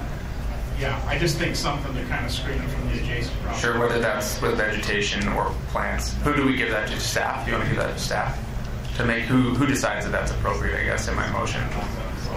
I would want to work with them. I would probably say working with the sewer district and staff on that. I accept that motion for screening, that we work with sewer district and staff to apply appropriate screening to not have a visual nuisance. I accept it. Okay, would you mind repeating that motion? I looked at Cortland because I was like, Cortland, do I have to repeat that whole thing here? All right, so I moved that we approve CUP 2023-11. The address is 5204 East Highway 166 in Eden, Utah. I move that we approve the conditional use permit based on the conditions and findings in the staff report, along with additional conditions to mitigate any smell that arises with reasonable effort. Any screening that is required, that is needed, we would like to see screening around the building. That's worked with the operating sewer district and staff, and any noise as well, as long as it is better than county ordinance. It needs to meet or be better than. Did we hit that all? Yeah. Do I have a second? Second. We have a second. So I'm trying to repeat the motion. Is for approval of this application for a conditional use permit with additional conditions that there be no odors emanating from the building, that there will be screening around the building, and that no noise will emanate from the building. Do we have discussion on it? Do we have discussion on it or no? Yeah, we can now have discussion. And discussion on the motion. So, under a conditional use permit, we are bound by, if they meet standards, and as it was discussed earlier, we're bound by certain things. We have a little bit of leeway, but not a whole lot. It's my opinion that they meet the standards. What gives me pause is I would have liked to have seen them, whoever is in charge of this, but the applicant reach out to the neighbor and find a friendly agreement for screening. I visited the waterworks over in Eden, and I understand. You can stand right in there. There's no smell, all of that stuff. it's the visual that I'd probably be most concerned with right now. So I'd want to see some sort of screening. It's unfortunate, in my opinion, that it wasn't done prior, but with that added as a condition, then I can agree to it. Any additional discussion on the motion? My question is we have legal, where that's a right and reading a setback. Can we put a condition? I think it's always great to talk to people. I think one should, but can we force that legally in a condition? For them that they have to go work with the neighbor? Generally, as long as they're meeting all the requirements of the code, and if these conditions are imposed to mitigate the detrimental effects, I don't think talking to the neighbors would be one of the conditions that we necessarily require. Sorry, I didn't mean to confuse it. I'm not asking that it be contingent on an agreement with the neighbor. I would have liked to have seen prior a discussion with the neighbor. I know that we've had a number of applicants in the past do that on their own volition, and it makes a friendlier atmosphere. So I'm disappointed it didn't happen. I didn't think I could put that as a condition. Okay, sorry. I do think that whether it's the applicant or the water board, I guess we put it to the water board, the screen should be reasonable. It should be reasonable on behalf of the neighbor, but also obviously not a total undue burden because it is not a requirement to ordinance. So you're asking a friendly to the applicant and the district to please go work with the neighbor. That's a request, not a condition. Is that what I'm hearing? It's more of a disappointed comment. But if they would, I'd be very thrilled. So that would be great. But basically what I'm looking for is, I understand we can't undue burden the water board or the applicant because it's not a required condition. But there should be effort made to make this a friendly neighbor. If it's unsightly, that's not friendly. Got it. So. Okay, any further questions, discussion? We have a motion on the floor. All in favor? Aye. Aye. Aye. Any opposed? Hearing none, the motion passes unanimously. Cortland Erickson, Counselor at Law, time is yours. Until 6 o'clock. Thank you, Chair. I was going to question that because I was told that this portion of the meeting goes until 6 o'clock. And I was given 3 topics to potentially address, not knowing how long this portion of the meeting was going to go.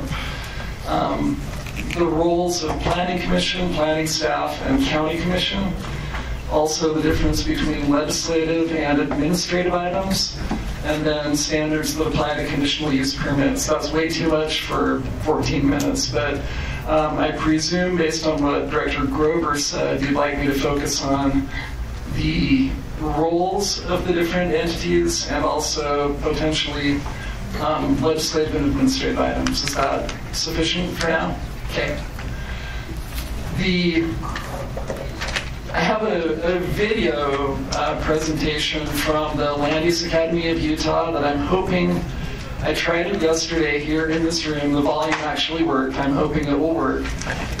That talks about the different roles of the different entities a little bit, and it also talks about administrative and legislative items. But first of all, I want to talk a little bit about what is not really mentioned in the video, which is the planning staff. Looking for any information in the law about the planning staff, such as Director Grover and the other planners who work with him, I did not really find very much. The planners are mentioned a little bit in both state code and county ordinance, but it is very, very sparse. Counties have very broad discretion to appoint and employ planners to help with the planning division and provide assistance for the planning commission in your roles. And essentially, that is what the planners are. Some local governments in Utah might not even have any professional planners on their staff, while others might have dozens. I imagine Salt Lake County, Salt Lake City, they probably have a lot of them. Essentially, the professional planning staff, they have a big role in educating people. They're the people that applicants typically come in and work with. And as you see in each one of your meetings, they act not only as educators, but also as referees, as coaches. They help people understand the law when they come in. They typically have a long-range view of what the community might look like, what works, what doesn't work. They are there to present options to the Planning Commission and ultimately to the County Commission as to what they would suggest. They're typically trained, many of them are certified in sound planning principles, but they are not the decision makers. They make recommendations, they present their expert opinions, and I know that you value those opinions a lot, and the County Commission does as well. But the planning staff, the planners, the planning director, they do not make decisions on particularly any legislative items. Now, some areas, some land use decisions are actually delegated to the planning division. For example, small subdivision approvals are within the planning director's purview. He is the one that the county commissioners, through their ordinance, have designated as the land use authority for those small subdivision approvals. So staff, in some cases, do make the decisions. But by and large, in Weber County, based on the way the county code is written, for most applications, such as conditional use permits, as we've seen tonight, any subdivisions that are not considered small, which is, how many is it? More than 5 lots? I can't remember the number, but the Planning Commission typically sees those. And the Planning Commission has been designated by the county legislative body in Weber County as the land use authority for a lot of these administrative items like you've seen tonight. So you're the final word on those. But with legislative items, you are a recommending body. By state law, you are required to be the ones to recommend any legislative changes to the county ordinance, any general plan changes, any zoning map amendments, rezones of property. Those all have to go through you before they go to the county commission.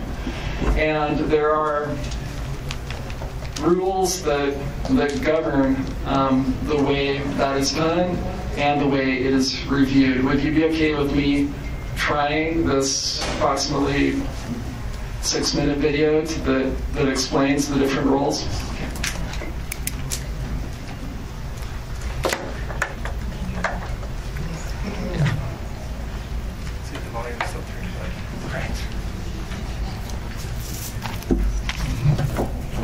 It said that they were going to share some stuff with the general plan and all that kind of stuff. Yeah, that's afterwards.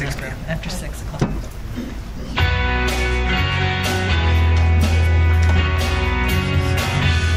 If you are a local government official and you're involved in making land use or zoning decisions, or if you work with those folks, what we're going to talk about today is the 3 most important things that you need to know. The decisions you make must be understood and handled correctly, or else you may violate someone's property rights or lose a lawsuit. Hello everyone, I'm Red Bateman. I'm lead attorney in the Office of the Property Rights Ombudsman. And today we're going to be discussing what I think are the most important and fundamental aspects of land use decision making. The difference between a legislative decision, an administrative decision, and a quasi-judicial decision. If you are a city council person or a county commissioner, if you're a planning commissioner or staff, or if any of your duties in any way involve making land use or zoning decisions in your community, every decision you make is one of these 3. But these decisions are all made differently. They have different rules, and most importantly, different effects. You know, the vast majority of local government officials that I know, they want to do the right thing. They want to follow the law. They want to protect people's property rights, and they want to make the best decisions for their community. Unless you're evil, we're talking about you. Understanding our discussion today is the key to doing that. In my opinion, knowing what type of decision you make is the first step in making the best decision. If you will remember your high school civics class, in America and in Utah, we have 3 branches of government: the executive branch, the legislative branch, and the judicial branch. The legislative branch, which consists of our elected Congress. Their job is to take policy and make law. The executive branch, consisting of the president or governor, their job is to take the laws and enforce them. The judicial branch's job is to determine what the law is. Hopefully they're very smart, and their job is to interpret the law in case there's some kind of dispute. Locally, in your city or county, the same 3 roles exist, although they may be organized a little differently. There is a legislative branch of local government. Their job is to take policy, what the citizens in the community would like to see in their community, and to turn that into law. Those are local ordinances. The administrative role arises after the law is made, and it applies the law to different individuals or circumstances. For example, if a land use application is made, the administrative role is to apply the existing land use law to that application. And the quasi-judicial role is interpreting the local laws when there is a dispute. So let's talk for a second about each one individually and how it works locally. First, legislative. A legislative decision makes law. A legislative body does this by discussing widely applicable policy considerations and formulating laws to enforce those policies. What would we like to see in our community? Let's make a law to make that happen. Examples of legislative decisions include changing the general plan, adopting or amending ordinances, or annexation. Each local government has one body and only one body with authority to do this: the city council, town council, county council, or commission. No one else. And the standard of review is reasonably debatable that it advances the purposes of LUDMA. That's a low standard. A decision need only be reasonably debatable that it is good for the local community and it will be upheld. Next, an administrative decision. An administrative decision applies the law. There are no policy considerations in an administrative decision. There's no, is this a good idea, or does this work here? Those decisions have already been made and placed in the local code.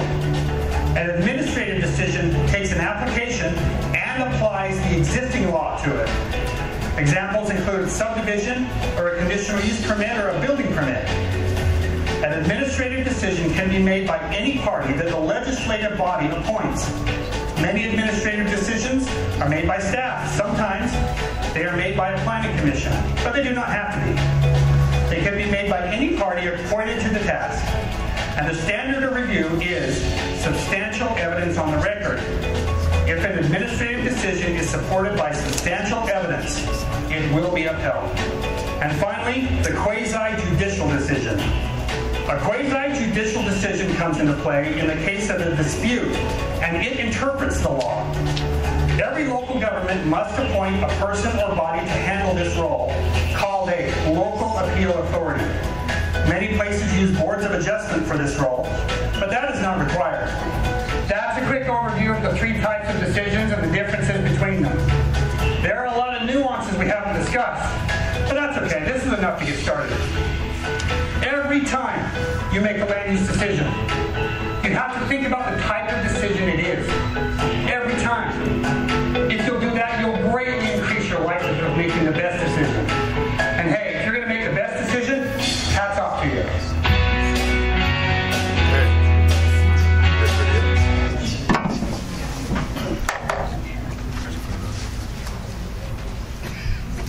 So, as you saw, you have different types of decisions. The way the courts review those decisions is different. For legislative decisions, you and the county commissioners have broad discretion. You can do anything that is reasonably debatable that it advances, if it's reasonably debatable, that it advances the purposes of the state law for land use, then it will likely be upheld by the courts. If it's an administrative action, there need to be findings that will stand up to what's called a substantial evidence standard. You can't just take public clamor, for instance, in administrative settings, administrative questions, and rely on that without any kind of factual evidence to support it. Which leads to another key distinction that I think I will end on here. Planning staff, such as Director Grover and the planners, are free to talk to the public about any application. The public is free to contact them. You, however, as planning commissioners, have determined rightfully in your rules of order that contact between you and members of the public on administrative items should be limited to contact within one of your meetings, if you choose to allow that, because typically, as was noted in the video, administrative items are decided based on whether or not they comply with existing law. It's not whether or not it's a good idea. That decision was already made when the ordinance was written in a way that either allows it or doesn't allow it. On legislative items, on the other hand, you are free to talk to members of the public and find out what good policy and bad policy would be. That is your role. So it is 6 o'clock. I'll shut up now. Thank you, Corbin. Thanks very much. Well, folks, it is now 6 o'clock, and we have basically completed our regular meeting. We'll turn the time over now to our director, Rick Grover, and he's going to go through the remaining items. We're going to have Rocky Mountain Power come in, and then we're going to have he will lead a discussion on the Ogden Valley General Plan and the future build-out. And then there'll be a public open house where you'll be free to comment or ask questions. Thank you, Chair. A little bit of an echo there. If we could, let's take these tables down and bring another row right here for the public to come in. At this time, this is going to be more of a I still have a bit of an echo. Are you guys I think it's that. Yeah, did you guys turn off your I think it's that mic just needs to turn on. Is that off? Okay. So this portion of the meeting is going to be directed by staff, and the most important part of this meeting is not my is the breakout portion of the meeting. I had some people ask, should we cancel this meeting and shift it to next week? And the answer is no, because you dedicated your time to be here, and the most important part of the meeting is what happens over in this room next door. I'm going to give a short presentation once Kirk is done updating us on Rocky Mountain and where we're at. But the important part of this meeting is to have collaboration with staff in this breakout room that we're through. But once we get this next row set up, I'm going to turn the time over to Kirk, and he's going to update us on Rocky Mountain. And they came into our office and they just mentioned something that I thought, and Commissioner Brewer thought, it would be good to have you guys be aware of how service will happen when power outages occur. So let's get this row set up, and then we'll have Kirk.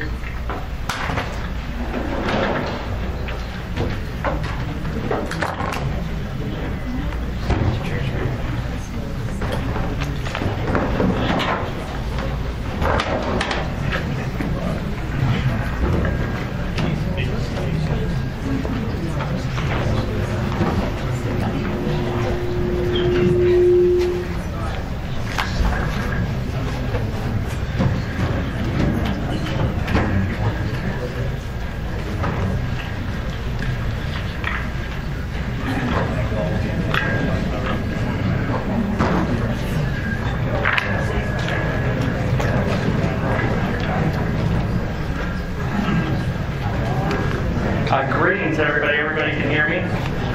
My name is Kirk Nigro. I'm the Regional Business Manager from Rocky Mountain Power. Hopefully we're getting a little bit of Let's see, is that better? There we go. Yeah. Perfect. So, Regional Business Manager from Rocky Mountain Power, and I just wanted to reach out to you in regards to our elevated fire risk settings that we're putting in place for our wildfire mitigation risk reduction. And I also wanted to kind of communicate, let's see, maybe hold on to this. Want to communicate that we have been doing quite a bit of work over the past 2 years of upgrading the power lines in the Ogden Valley area. And I know there's been quite a bit of schedule outages, and we appreciate your patience for that. The benefit of those upgrades that we're doing is you're getting the latest and greatest equipment that we have that A, is going to give better resilience going forward, as well as is going to reduce issues of an errant ignition that would cause a wildfire in this area. And why is that important? We have a staff of meteorologists as well as geologists that looked at and identified that this is a high-risk area for wildfire in the Utah area. And given with certain circumstances that we've seen in California and Paradise, as well as Maui, Hawaii, we want to make sure that power that's being delivered to your residences are safe, and that we're not going to have a catastrophic type event. And so that's where it drives to elevated fire risk, which we say EFR. The Ogden Valley has been identified as an elevated fire risk area. And what we're doing is we're putting in new settings that are going to be more sensitive, that if we have a trip, meaning that there's an interruption in power, we've got more sensitive type settings in place that will shut the power off, and then which is going to require us, before we re-engage, typically we have a trip and reclose. Before we reclose, we're required to physically inspect the line from the substation to the last house on the line. And that's to ensure that everything's fine. We don't have a line that's down that could possibly ignite the vegetation in the area. What that means is if there is a tree limb that falls and hits the line and trips that, it won't instantaneously go back on until it's been inspected. That means that as we have interruptions in power, you will have, unfortunately, longer outages until we can ensure that it's safe. And again, the whole premise behind this is we want to ensure that you are getting safe power. The other caveat on that as well is this has to be done during daylight hours. If there's an outage that's in the middle of the night, it's pretty much impossible for us to inspect the line sufficiently in the middle of the night. We'd have to wait till daylight hours. Now, we have provided information to all of our customers. You probably received text as well as information in your bills, and we try to provide that information, but I want to let you know that the premise behind this is we want to ensure that we have safe power, that we're not the cause of a wildfire in this area. In addition, is we're going to continue to upgrade the systems in this area. We've already spent millions of dollars for upgrades. We're going to continue to do upgrades. In addition, is we are doing plans to, currently right now we say it's a radial feed. The transmission that goes to the Eden Power Station or substation just comes up from the El Monte through Ogden Canyon. It's one line. If something happens to that, that puts the whole valley at risk. And so we're looking at designing another option that we can get another feed to the Eden station that would give you a circuit so that we have more resiliency for your system. Let's see. You may see helicopters flying over. That's a quick way that we actually inspect, especially in rugged areas. I want to make sure I haven't missed anything.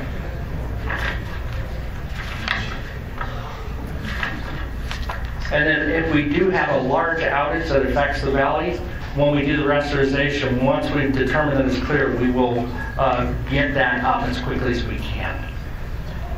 Can I entertain questions, or are there any questions on what's been presented? Is Rocky Mountain Power responsible for the high tension lines that run from Monte Cristo all the way up to the Front Range? The transmission line that you're talking, yes. And currently, this EFR process is only on distribution lines. It's possible to start looking at transmission lines, but at this point, it is just on the distribution. And when I say distribution versus transmission is the high voltage lines. Distribution are the ones that you have your transformers in your communities that run to your homes. So a couple of years ago, the Rocky Mountain Power people came through on Highway 158 and the dam to, I'll just say this store. Okay. And they were purchasing easements, and they're going to bury the transmission lines, or the distribution lines, so that the transformers weren't on the poles, they'd be on the ground, and everything would be underground. They went through and did all that. They had to do it in a hurry. It was going to, they were doing this. It was an emergency type deal.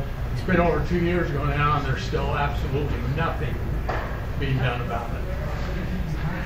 And the guys that come and inspect the poles and the trees did 4 times this summer. My house could have easily got all that done.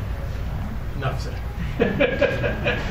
I don't know the full parameters of the project specifically. I do know that since post-COVID, materials and lead times have been crazy. And just to let you know, certain transformers that we do on a high level are 2 years out.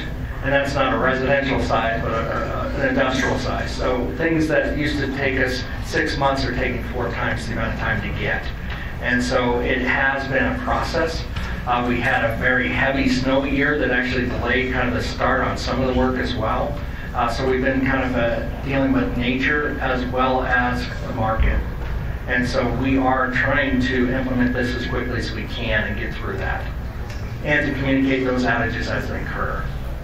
But we're definitely working on spending additional, again, we're talking millions of dollars of investment in the valley to ensure that you guys have the best equipment possible that will be better than it was, as well as more resilient and resistant to wildfire situations. I have a question. Excuse me. I looked over 3 easement agreements you proposed from the Eden station, and I just got power service. And tell me, why does Rocky Mountain Power require consumers to waive their right to a jury trial as a condition of getting power service? Do you know? I cannot answer that question. I know it's kind of we prefer arbitration. I bet you do. You know the answer, but that's probably the answer, right? And I think it's more of a cost. You got it. That was the answer. And keep in mind, when we talk cost, we're trying to have the lowest rates that we can, and we have the 4th lowest rates in the nation. Perfect. So we're trying to protect ratepayers. Okay. That was my question. Thanks. So this longer wait times to get the power up is to prevent fires, right? Correct. How about in the winter when it's freezing and you got to have your furnace on? The protocol change. The protocol does. So this is during the height of wildfire season. And so in the middle of the winter, things are going to be wet. It's not going to. We kind of have a risk assessment that we use, and it's outside of. Wildfire season is going to be late spring, through the summer, early fall. In the middle of winter, no, we're not going to be using those EFR protocols. Thank you. Good question. So, what were you saying is with this new system that you've put in? It's going to trip easier. It may not be using the right word, but it'll trip easier. It'll be more sensitive, correct. So there'll be more power outages. With the nationwide problems that we're having with employment, have you guys hired extra linemen to take care of the extra outages? We do have sufficient staff for the. That was a question that I actually posed when I rolled that out. We do have additional linemen that are available for the patrolling of those lines. So there are additional resources. Unfortunately, it does take time to physically validate those lines from substation to final home. And just one more question: these millions of dollars that you've invested, is that from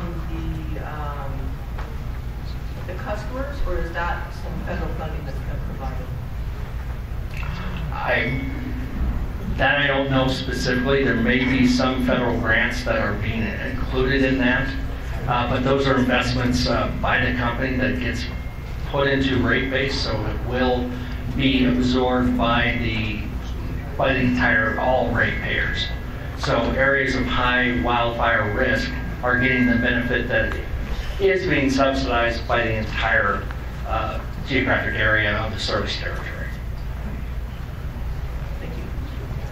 Yes, sir. How much does all of the commercial development and residential development that's going on up here raise the risk of wildfire danger when you're running your studies? I don't know the answer to that. Somebody should probably find out.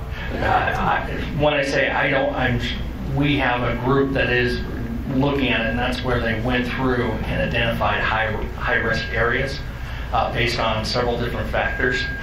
Unfortunately, I haven't been involved in that type of meeting, but we are not going to be increasing growth at the risk of creating additional wildfires.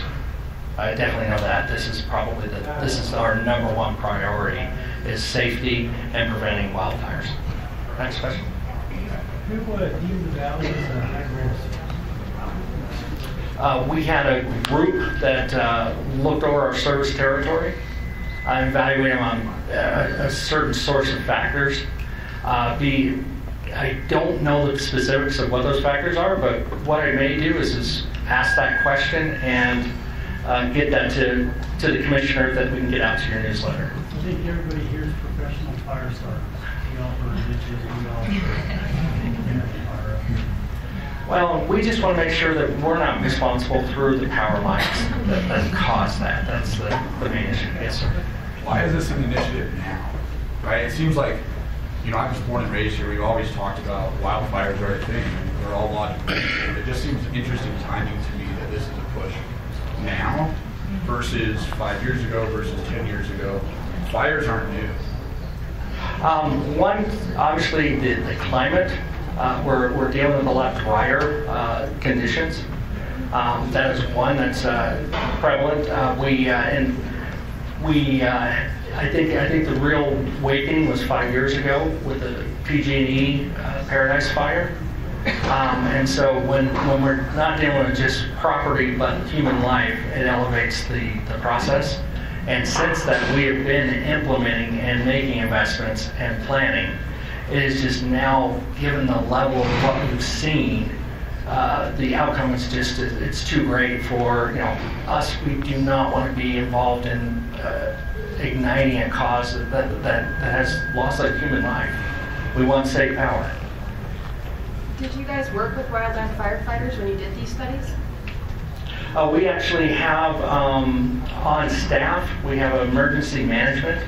I know one was a career firefighter that is in that emergency management group, as well as several others. We do have professionals that are trained in firefighting mitigation, as well as we actually have 6 meteorologists on staff that are actually watching our territory, looking at wind as well as heat conditions to identify high impact areas, not just from a study 2 years ago, but today.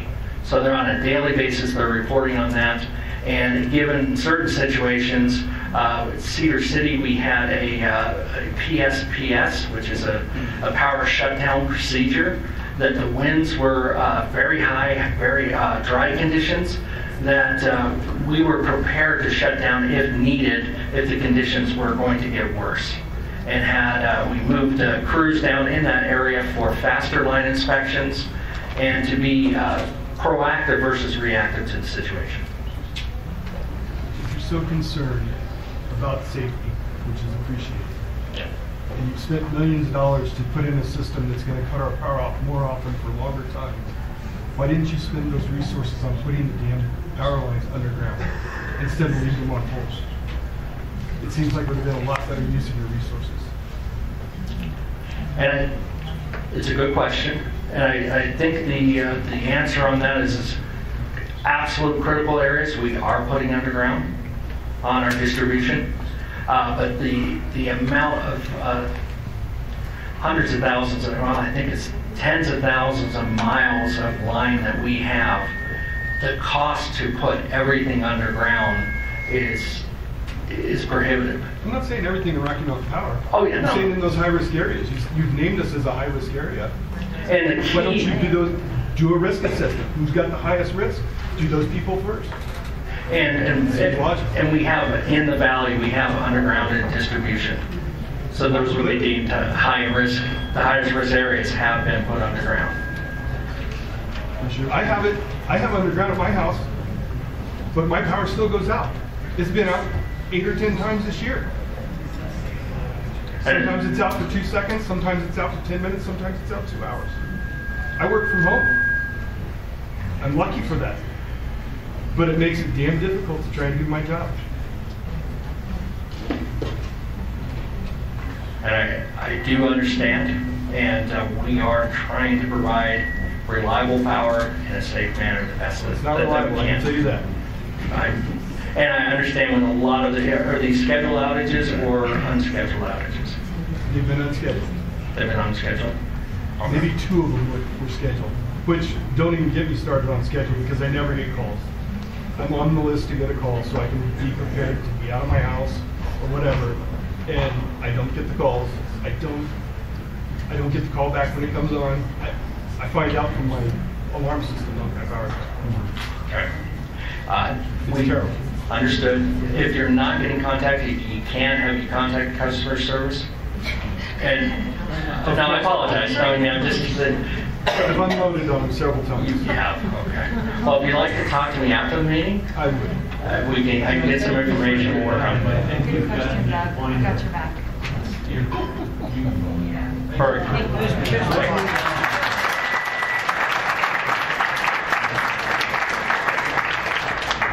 He's had his hand up for a while, though. Sir? My question is part of putting the distribution line in ground, freeing up space on utility poles for high tension to come in, so we're going to have more high voltage in these locations by putting the distribution on the ground as part of the pathway to give more power to the city center, or is that two separate? They're two separate. We do at times we'll have transmission with underbuilt distribution, but we're not going to add transmission on a distribution pole. They've got different parameters. Right now we have transmission and distribution. That runs from my lot.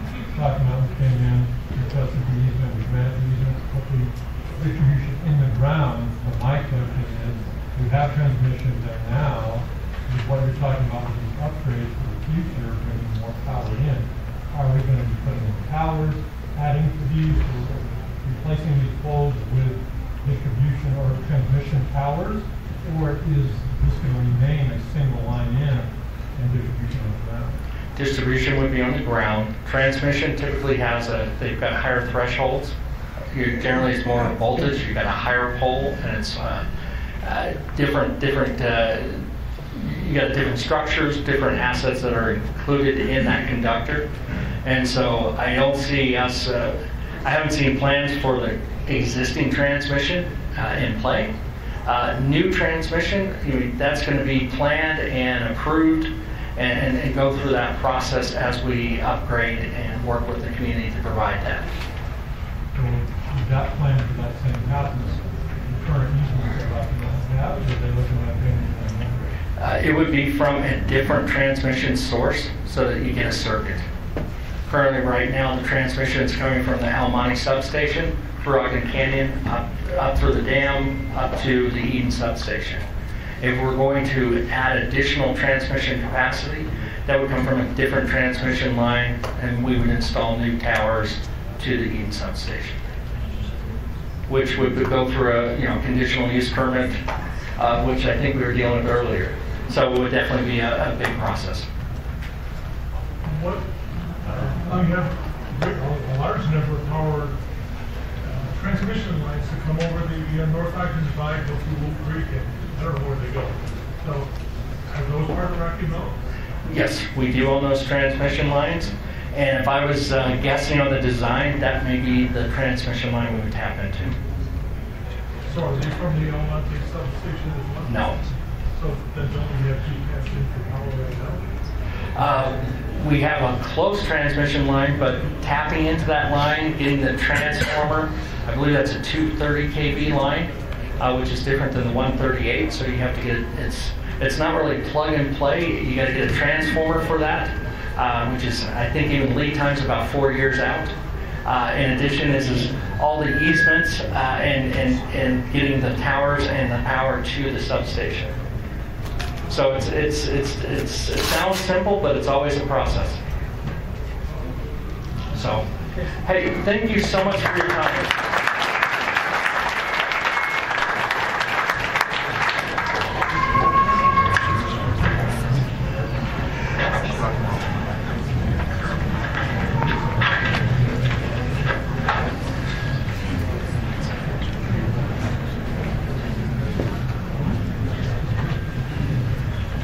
Well, we appreciate Kirk's time and willingness to come out and share that information with you. Just for clarification, at the beginning of the meeting, some of you may not have been aware, but the items that were on the agenda were all administrative items. And so one reason why we changed the agenda, which we always usually end up changing the agenda, we just don't have it perfect all the time. So where some of you may have came in, just so you're aware that, heavens, come on, work with me, my friend. But the reason why we changed the agenda is we wanted to make sure legal was able to make that presentation that they did, because it's important for you as citizens to realize the difference between legislative, administrative items, and what ability you have to, in your role, to perform in those meetings. And while all the items on this agenda were administrative items, that's why we didn't take public input. It's not because we're trying to shut you down at all. That's not the case. But legally, we have to abide by the land use code, and if they're meeting the requirements, we have to approve them. So I just wanted to put that out there for some clarification. While we didn't take public comment, we always take public comment on legislative items because your voice is very important. So what I'd like to do is, for the next 15 minutes, I'd just like to talk to you a little bit about the general plan that was approved in 2016. And in 2016, a lot of you may have been involved with that, but you may recall that we had a map out there that we referred to as the measle map.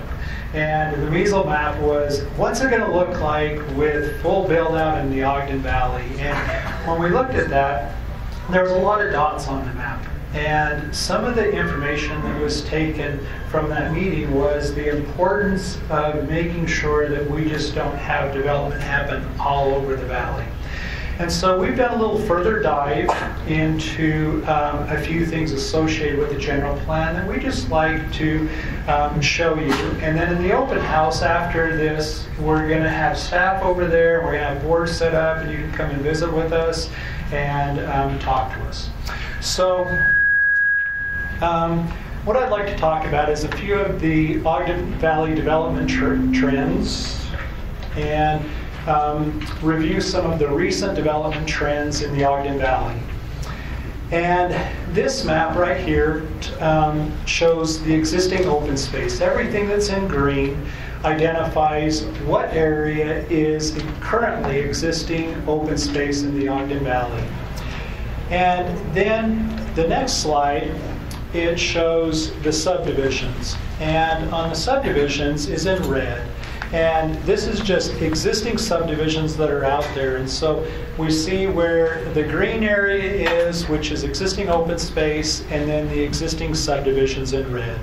And the next slide is going to look at undeveloped areas.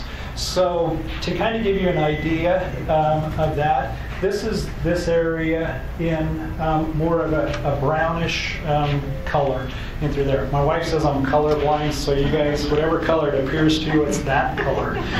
So that's where we have existing subdivisions. So to kind of give you an idea, this is the monastery, and that area is it's so great because that's preserved open space in that area, but the other areas talks about where existing subdivisions could occur. Now, these subdivisions in this area, it doesn't have to occur in this area. They could be transferred into the village areas I'm going to talk about